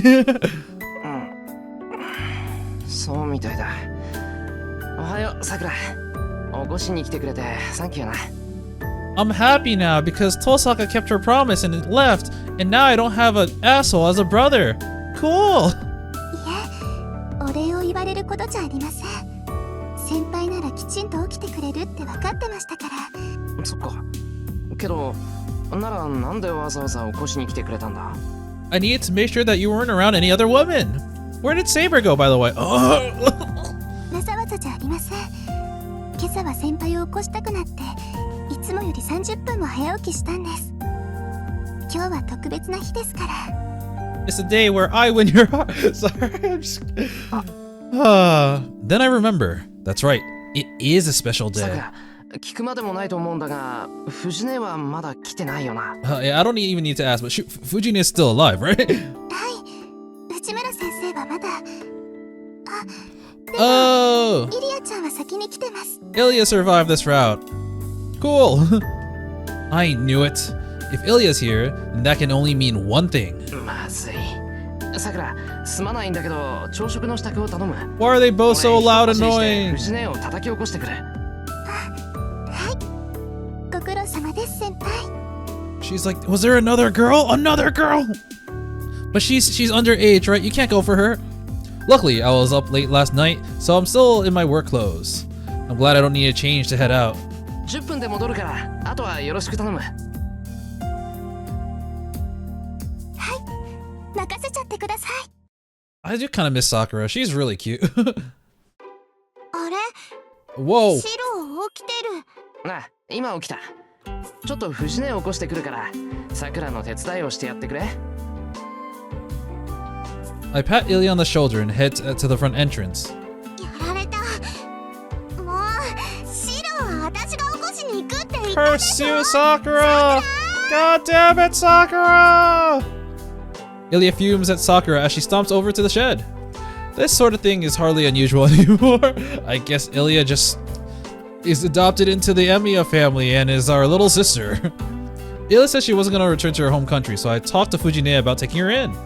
She vehemently opposed and suggested that she would take in Ilya at her house. Since then, Ilya has been staying at the Fujimura house, and of course, she's been coming over with Fujine mornings and night. It goes without saying that they're coming for breakfast and dinner. What happened to your maids? They didn't die! What happened? You had two of them! Those two have been living together for 2 months now, and they're practically joined at the hip. I do want to talk about Ilya afterwards a little bit. When I pass near the shed wall, I hear Sakura and Ilya talking.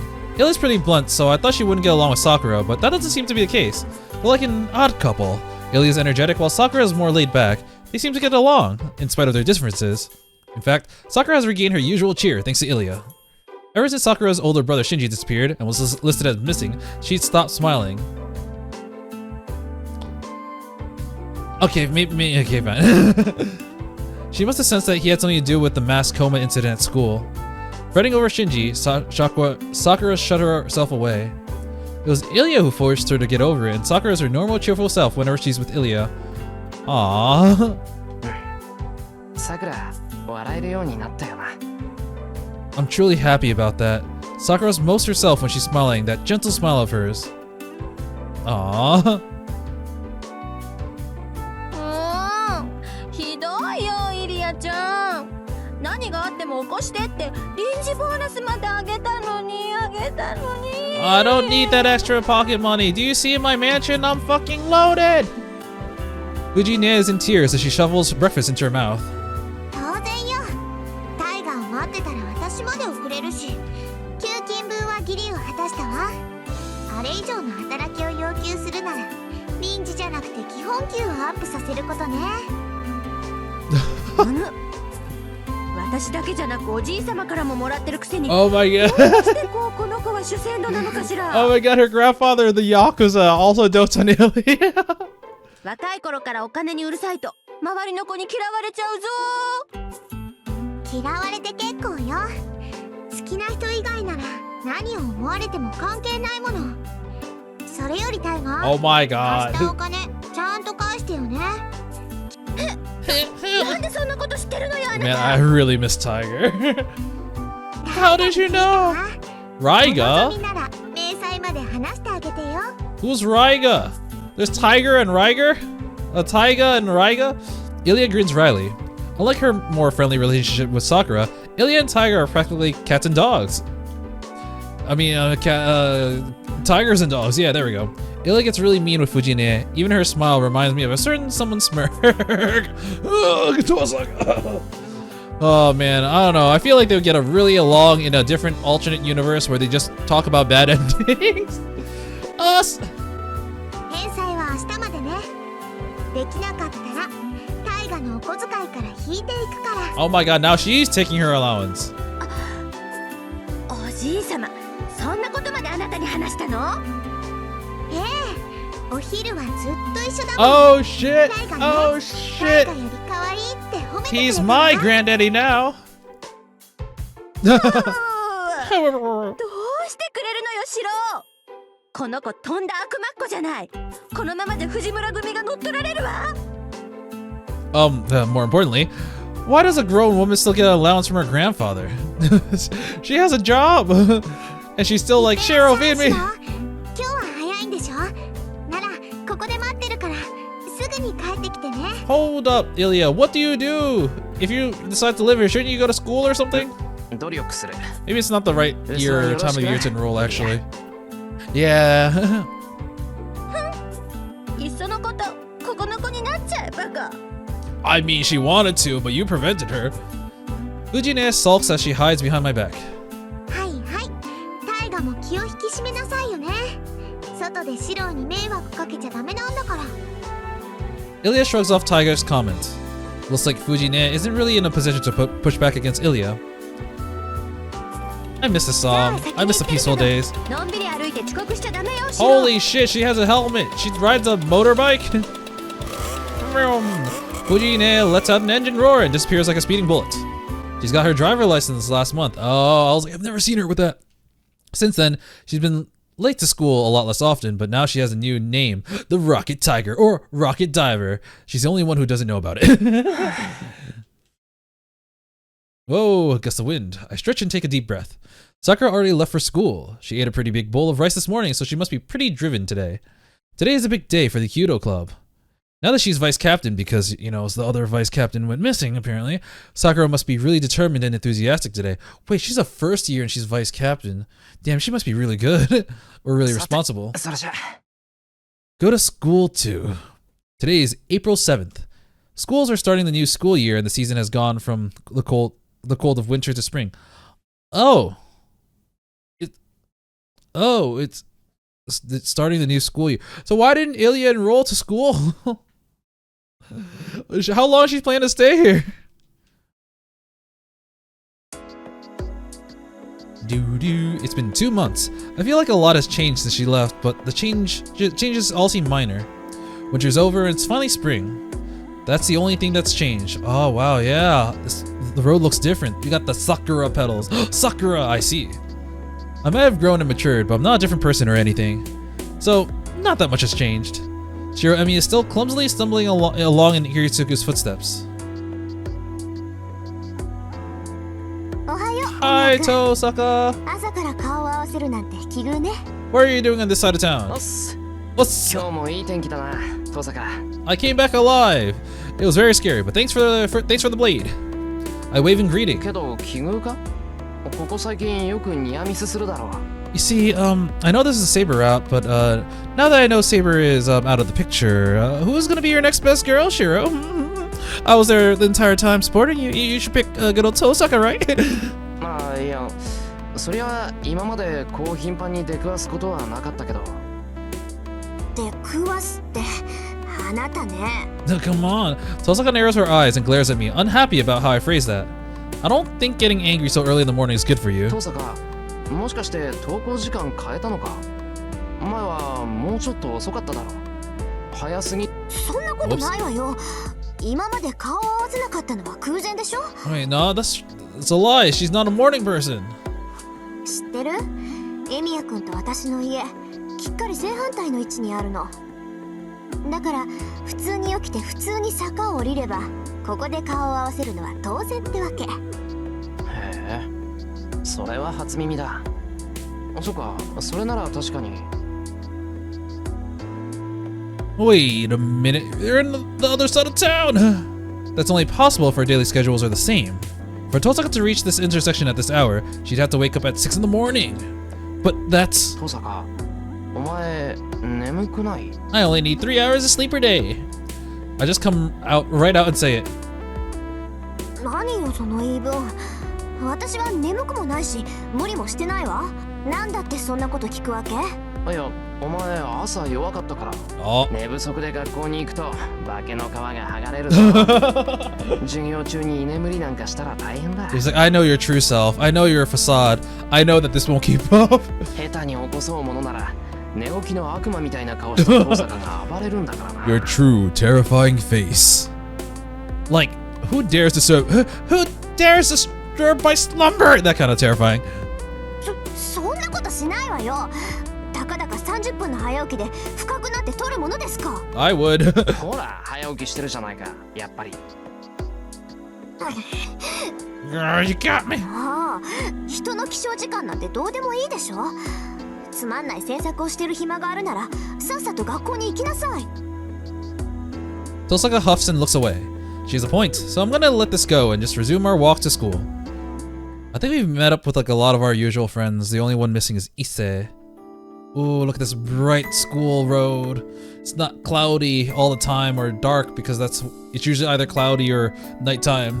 We walk up the hill. The townscape below has bloomed to the springtime scene. The breeze is pleasant, and the leaves of the cherry blossom tree planted near the school dance on the wind from time to time. It makes me smile. 何？今週はほとんどバイトなの？まあ、エミヤくんの時間だから文句はないけど、そんなんで体壊さない？ Nothing could be as bad as the work I did that week. Those 2 weeks. いや、今日ぐらいは休みをもらったよ。弓道部で新入部員の歓迎会をやるっていうから、イリアを連れて遊びに行こうかなと。なんかさりげにすごい度胸してるわよね。だって。Wee woo, wee woo. イリアを学校に連れて行くあたり大物だわ。 Come on, she's a little sister, not related by blood. なんかまずいか？イリアだって暇つぶしになるって喜ぶと思うんだが。まずいわよ。まずいけど、そういうことなら私もお邪魔しようかな。イリアがいるなら退屈しないし、何より危なっかしくって放っておけない。Are you sure Ilya won't expose your true colors, your true demon face? I'm grateful to hear her say that. Tosaka understands Ilya much better than Sakura or I do. It's not just that she periodically checks in on Ilya's health. Tosaka and Ilya are both proper mages. Ilya still doesn't fully understand that she needs to hide the fact that she's a mage, so Tosaka has been a great mentor for her in that regard. And so, things are starting to settle in their respective places. The new priest of the church dispatched has already repaired most of the damages from the Holy Grail War, and we've more or less gone back to our ordinary lives. There are things lost that we can never get back, yes, but the wounds are slowly healing, and I should be glad to know that some of the regrets I felt before are slowly fading. けど、意外だったな。 Tosaka mutters under her breath. She looks down at the town, her tone serious. 意外だったって何が？ That you blew up the Holy Grail? 私、シロはもっと落ち込むと思ってた。 Aw, she was just trying to meet up with Shirou every day to check in on him. しばらくは立ち直れないだろうなって思ってたのよ。 This is a new song. I haven't heard this before. She's talking about the girl who's not with me now. It's been 2 months, and this is the first time we've brought up the golden-haired girl. そうだな。俺もそうなるだろうって思ってた。その後のことなんて考えるだけでどうかしそうだった。けど、蓋を開けてみれば、シロったら今まで通りだったでしょ。落ち込むどころの話じゃなくて、次の日にはもうケロリとしてた。その時にね、こいつ大丈夫かなとも思ったのよ。うまく言えないんだけど、次の日にはあっさり事故で死んじゃうような雰囲気だった。死んじゃうよ。なんだそりゃ。なんで平気なのにあっさり死ぬんだよ。そういうこともあるの。人間ってのはね、何かの手違いで一生涯の目標を叶えちゃうと、それでぽっくりいくものなのよ。もう生きるのはいいやと思った途端、赤信号なのに車が突っ込んできたり、あっさりと階段から落ちたりするんだから。But it's not an accident because it is fate. That's a little hard to get my head around. I guess she's talking about dying after living a full life or resting in peace. Maybe. だから私はそれが心配だった。ああいう時はね、いっそ派手に落ち込んでくれた方が周りは安心するものなの。なんだ。じゃあ落ち込んでたら慰めてくれたのか Yes, because I am best girl. まさか。背中に蹴り入れて一日で立ち直らせてやったわよ。 I want to beat the shit out of you. それができなくて残念だって話。She turns away, displeased. It's so funny. I can't help bursting into laughter. 何よ。 Oh, he's laughing. おかしい？ He's laughing. He's happy. Oh my god. いや、とにかく遠坂らしい厳しいセリフだったんで安心した。 Oh, it's so nice. You can actually laugh again. Whoa! We continue walking, enjoying the spring sunshine. The hilly road is long, and it looks as if it continues into the endless blue sky. Don't know why I messed that up so many times. Then she brings something else up, surprisingly casually. じゃあもう未練はないんだ。セイバーがいなくなってもさ。 Her eyes are on the sky as she speaks. 未練なんてきっとない。 Maybe. I'm not trying to put up a front. I even surprised myself with how at peace I sound. Nothing was left unsaid, so I don't regret anything. Everything went into the moment that we said goodbye. What I wanted to do, what she dreamed. Maybe we were both stubborn, and maybe I really should have grabbed her hand and made her dream come true. But there was something that we both felt was beautiful, and we both desperately tried to protect it until the very end. I have no regrets. And she probably ended her time. Oh, as she probably ended her time, I can't let myself be stuck in those memories forever. シローの中では決着をつけたってことね。 I don't think I've ever seen this background before, not from this angle. Why did they whip it out just... I don't know. だから落ち込むこともなく、思い出に浸ることもないってわけど今も夢に見る。これから先もずっとあいつのことを思い出すよ。いつか記憶が薄れて、あいつの声もあいつの仕草も忘れていく。 Oh no, the fans won't let you forget. それでもこんなことがあったと、セイバーっていうやつが好きだったってことだけはずっと覚えてる。 Tosaka doesn't say a thing, but for some reason, she looks elated. She's practically skipping now. どうしたんだよ、遠坂。そんなに急いで。なんかあったのか。別に。ただ早く学校に着きたいなって。 Oh man, I really like how happy Tosaka is for Shirou. さ、そういうわけだからシローも急ぐ。のんびりしてると置いてくわよ。 She turns around and starts to run up the hill. なんだあいつ。朝弱いくせに無理して。 I grumble, then sling my bag onto my shoulder and run to catch up. It's only 7:30 in the morning. It's too early for students who aren't involved in any club activities, but I guess there's nothing wrong with getting to school early. I run up the hilly road that seems to stretch into the sky, and I reach the school earlier than usual. Today is the first day of the school year. Oh, they're third years now. Oh wait, I was like, wait, if Sakura is a first year, why is she kept? It's because I guess I mean Ayako is probably still the captain because she was our year, but Sakura is the second year now. Okay, yeah. If I want to celebrate, I need to shake off old memories. Remnants of my memory will never go away, but I still need to go on, even if the emptiness in my heart makes me cry. Makes me cry a lot. The blue sky is off in the distance. It feels so close, but even if I reach out, I could never grasp it. I've looked to the stars before. There are unreachable stars and unfulfilled wishes. Nothing of ours remain behind. So, someday, my memories of her, even the image of her face will disappear. And yet, even if I can't ever reach her, something will remain in our hearts. There may be nothing physical left, but we both shared a time together and looked up at the same things. If I can remember that, I can believe that we're still together, even across such a great distance. Some things are bound to disappear, but others never will. So I'm gonna keep running. If I push far enough, I might one day reach what I was aiming for. The new beginnings of spring after the end of a harsh winter. I head up the hill under the same blue sky she looked up to and saw. Aww. It's the usual look up at the blue sky and remember ending. Oh. The battle's over. This is her final battlefield in the battle that split her country in half and ended with the king's victory.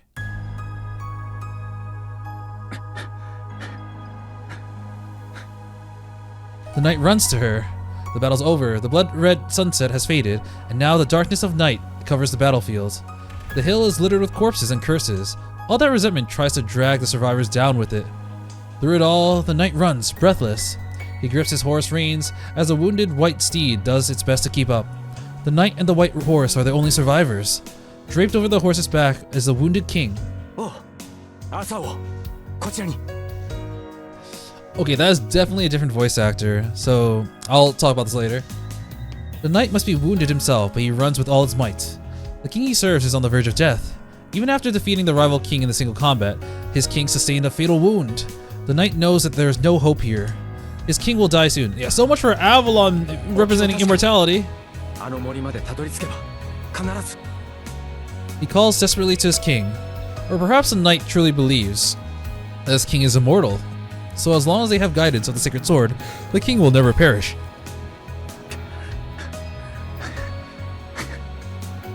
With his labored breathing, the knight crosses the mountain of corpses and heads to a forest that has not been yet stained by blood.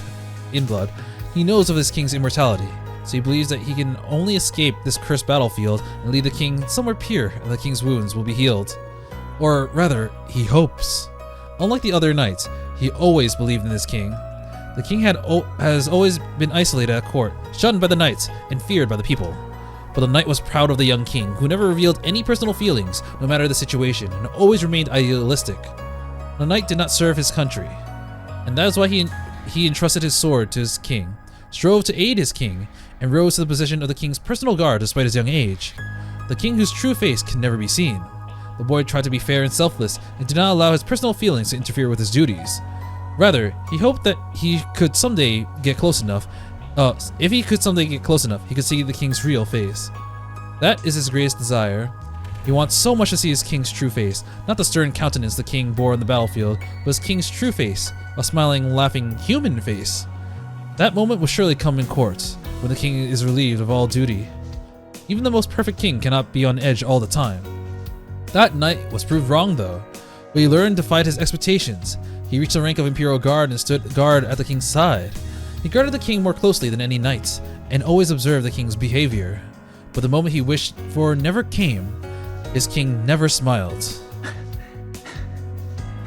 Why does that make him so angry?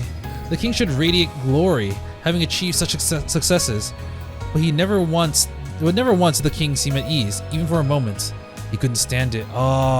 This knight is thinking the same thing as Shirou. It's like, he's being the perfect king, but I want to see him not perfect. I want to see them themselves, but I can't see them. They're just never themselves. He wanted to believe this shouldn't happen, or so he wished for his king to be rewarded with light. That has yet to be accomplished. The king still remains solitary, and so the knight refused to accept his king's death. It cannot end here. If it does, this great king will never be rewarded. Yeah, he's thinking, man, he actually has the same mind. He has a similar mindset as Shirou. Not exactly the same, but he still wants Saber to be themselves and be rewarded because they deserve it. Once they reach the forest, the knight leans his king's body against a large tree. Damn, they're Saber. Post Holy Grail war now. It's a race against time. Even riding hard on horseback, it will take half a day to bring back the troops they left at the harbor. Any who see the king now would know that the king will not last until dawn. I'll just say this since I did mention it and they do have a picture. So this is Bedivere, and I mentioned Bedivere before looking a little bit different than their modern counterpart. And I know Bedivere here is, I don't know who he's voiced by. It sounds very similar to a different voice that we've heard before. Or very similar, but the voice that they use for Fate Grand Order is very different. He's voiced by Miyano Mamoru, who voiced a lot of iconic characters such as Okabe Rintaro, Hoyin Kyoma, and Light. So yeah. The knight bows to his half-conscious king and returns to his white steed. There we go, Bedivere. Before he can leave, the king thought the king he thought unconscious calls out to him. おう、意識が戻られましたか。少し夢を見ていた。 The king's voice is faint, but there is warmth in it. 夢ですか。 The knight's voice is imploring. The king's life is balanced on the tip of a blade. The darkness will surely take his king if the knight does not respond. そうだ。あまり見たことがないのでな。 Oh, 貴重な体験をした。 Bedivere is gonna see her smiling because of the very nice dream. It's like, oh, that's my king's true face right there. それは。では、どうぞお気遣いなくお休みください。私はその間に兵を呼んでまいります。 A faint gasp. The knight's words must have been unexpected. おう、何かご無礼な点でも。いや、そなたの言い分に驚いた。夢とは目を覚ました後でも見れるものなのか。 Yes, 違う夢ではなく、目をつむればまた同じものが現れると。 I don't know how it works, but if you can continue dreams. There have been times when I've woken up, I'm like, no, I want to keep going back, so I go back to sleep and continue the dream. Now it's the knight's turn to be surprised. For a moment, he is at a loss of words. At length, he responds, though he knows that there is no truth to what he says. 強く思えば同じ夢を見続けることもできるでしょう。私にも経験があります。 It's not possible. A dream is a fleeting thing, not something to return to. Even so, the knight lies to his king. It is the first and last time he will do such a thing. そうか。そなたは博識だな。ベリビエール。 The king's soft voice is admirable. The king's head remains tilted down, not looking up at the king. The king breathes so softly that it can be barely audible. ベリビエール。我が命権を持て。 The knight receives his king's final order. よいか。この森を抜け、あの血塗られた丘を越えるのだ。その先には深い湖がある。そこに我が剣を投げ入れよ。おお、それは。 The knight knows what that means. The sword in the lake. To relinquish the sword that protected the king and serve as proof of kingship would mean the end of his king. 行くのだ。ことを成し得たのならばここに戻り、そなたが見たことを伝えてほしい。 The king does not take back orders. The knight takes the sacred sword and goes over the hill, his indecision weighing heavily on him. Whoosh! And so, 3 times the knight hesitates to follow his king's command. The lake looms in front of him, but he cannot throw the sword away. Doing so means his king will disappear. The knight's unwillingness to part with his king stays his hand, and so he returns to the king. Once again, the king orders him to throw the sword into the lake. When the knight lies and claims that he's thrown the sword into the lake as ordered, his king simply replies, "Do as I have commanded you." To defy the king's order is a great sin for a knight. He has already done so twice. Each time he stands before the lake, he hesitates at the thought of losing his king. No more.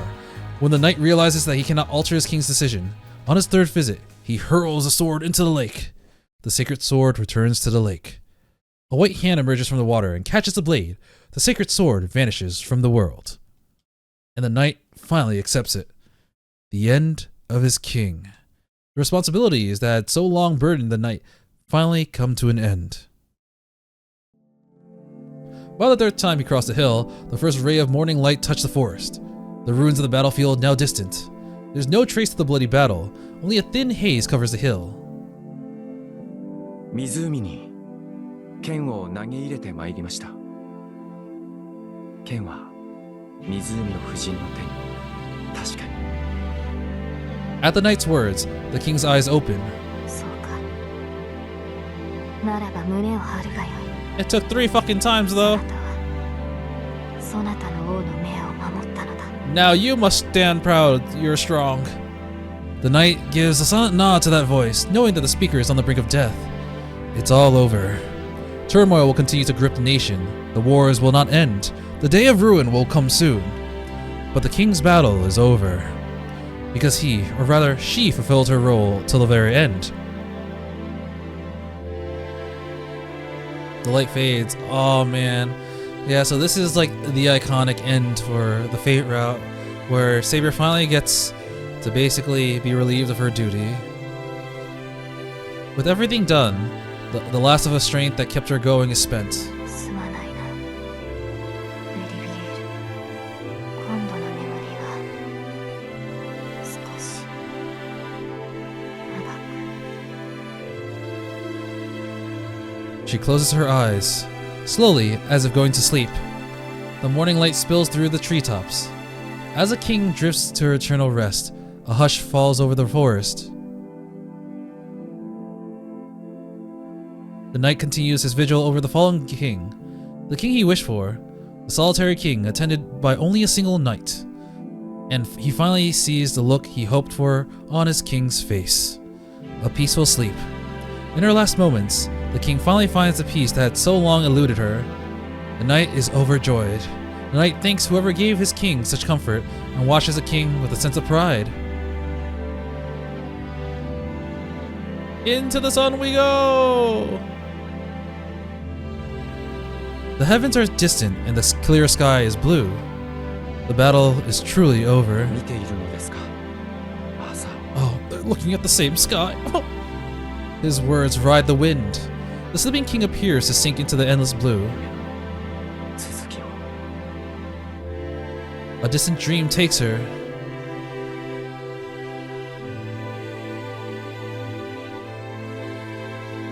Aww. The battle is over. Let us put our swords down and rest in the momentary peace. After dozing in a warm dream, a new day will dawn. The days continue, and we are still following the same star we once saw.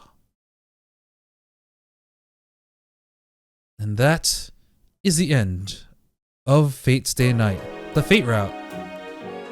Planning, Takeshi Takeuchi and Kinoko Nasu. Yeah, alright. We finally finished the Fate route. It took a long time, but it was great. It definitely brought back a lot of memories of the original anime. But holy crap. Oh man. So I guess while the ending is playing, I do want to talk about some things. There are two things in Fate Zero I want to talk about, and they're huge spoilers, and I don't know if they'll show up later, but I feel like you can... One thing you can kind of deduce, and the other thing is kind of like, I don't think it gets explained, so I'll talk about it here. So, full spoiler warnings for Fate Zero, for specific parts. But I want to talk about A, Kirei and his role in the Tosaka household, and B, stuff about Ilya and her motivations. So, for Kirei, in Fate Zero, Tosaka's father was actually part of the Holy Grail War. And unfortunately, he lost his life in the Holy Grail War. I don't think in this game it's ever revealed why, but basically Kirei and Tosaka were both working as a team, Kirei being the disciple of Tosaka Tokiomi. And during the war, Tosaka was like, okay Kirei, I'm gonna give you this knife as a symbol that you've basically become a full-fledged mage. And then he's like, I'm gonna head off to battle, to the final battle. But what ends up happening is like Kirei is like, ooh, but what if I kill him though? So it's kind of funny how like the so Azoth blade is the one that Kotomine it actually uses to kill Tosaka Tokiomi. It was literally a backstab right after he got the gift from his master. It's kind of funny how the same thing kind of happened to him, where later at the end of Fate Zero, Kirei gives the sword to Tosaka. Oh, sorry, to Tosaka Rin. Oh, now we have the Fin screen. And she ends up using that blade, gives it to Shirou to basically kill him. It all comes full circle. But yeah, we're at the end. We have finished the Fate route, and probably back to here. Yep, a new route has been unlocked. Just gonna check out the gallery since now we've got some new stuff, especially in the pictures. So if you look at the Fate route, we should have all the CGs because I've literally done everything I could in the Fate route. Damn, this is pretty. But also, wait, I thought, why did they only have, oh, they have different variations here too. What's the difference between this and, oh, she's smiling in this one. Ah, that's what it is. And here, yeah, the time of day changes a little bit as she turns. Oh, and then suddenly sky, and she disappears. But yeah, I thought that was kind of funny how Kiri essentially got hit with his own special move. But the other thing I want to talk about is Ilya. So they've kind of given a lot of hints for this. So Kiritsugu was the one who summoned Saber. He summoned her using the catalyst he got, which was Avalon. And it said that Avalon was basically obtained in, I think it was Cornwall, by the Einsburn family. So that means that Kiritsugu was actively working with the Einsburn family. And what it was shown in Fate Zero is that Kiritsugu actually married into the Einsburn family and had a daughter. And that daughter is actually Ilya. Once again, I don't know if that is mentioned later on, but it's a very interesting note to point out because I'm pretty sure Ilya I don't know how old she is by the end of in Zero. I think she was either 6 or 8. I think when I looked it up, it said she was 8. That means that in this Holy Grail War, she is 18 years old. And there are reasons why she looks like she's a freaking child, is because of stuff that has to do with why she's the vessel. But she is 18 years old, so making it out of Shirou, Rin, Sakura, and I believe Saber's physical body, which should be 15 because that's when she stopped aging due to obtaining the sword. Ilya is technically the only legal one. What the fuck?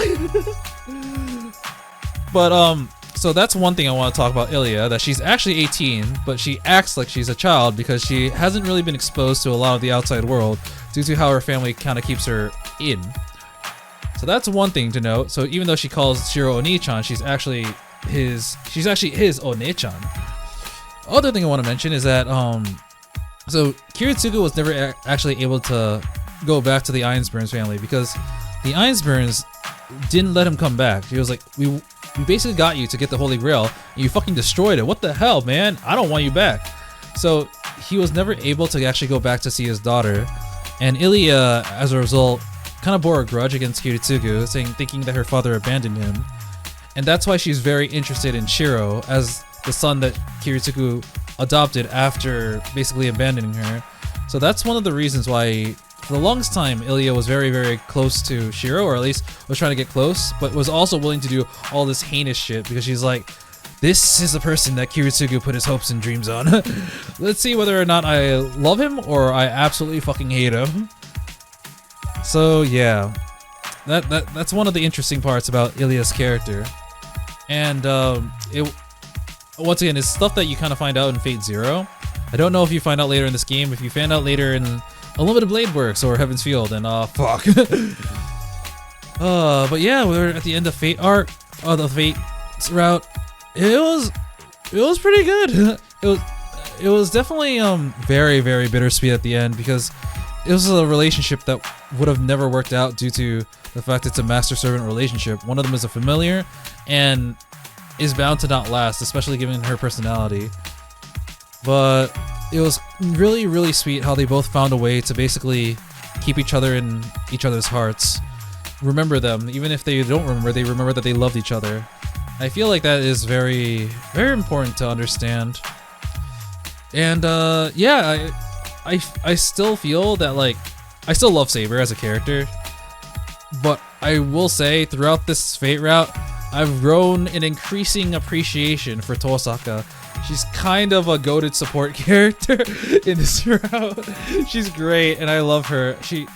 I know that she's basically, personality-wise, she's very similar to Aozaki Aoko, which is my favorite Type Moon character. But for a long time I've liked Saber more, and I'm like, ooh, this change, and I still have no idea. But I guess we'll have to find out when we reach Tosaka's route.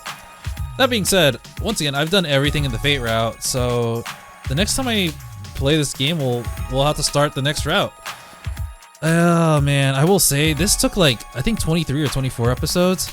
This is a long part, and when I looked it up, it seems like each route, despite sharing similar beginnings, they're actually like the same size. So, this playthrough might take like 70 episodes, and that kind of terrifies me because I want to play other games too. And, yeah. Recently, I've also, you know, I mentioned this, but I went to Japan, and I've also ended up going to something else like the week after. So a lot of my pre-recorded stuff my backlog has been like burnt up. So I might not even be able to post every day. So that kind of concerns me. But yeah, this game's really long.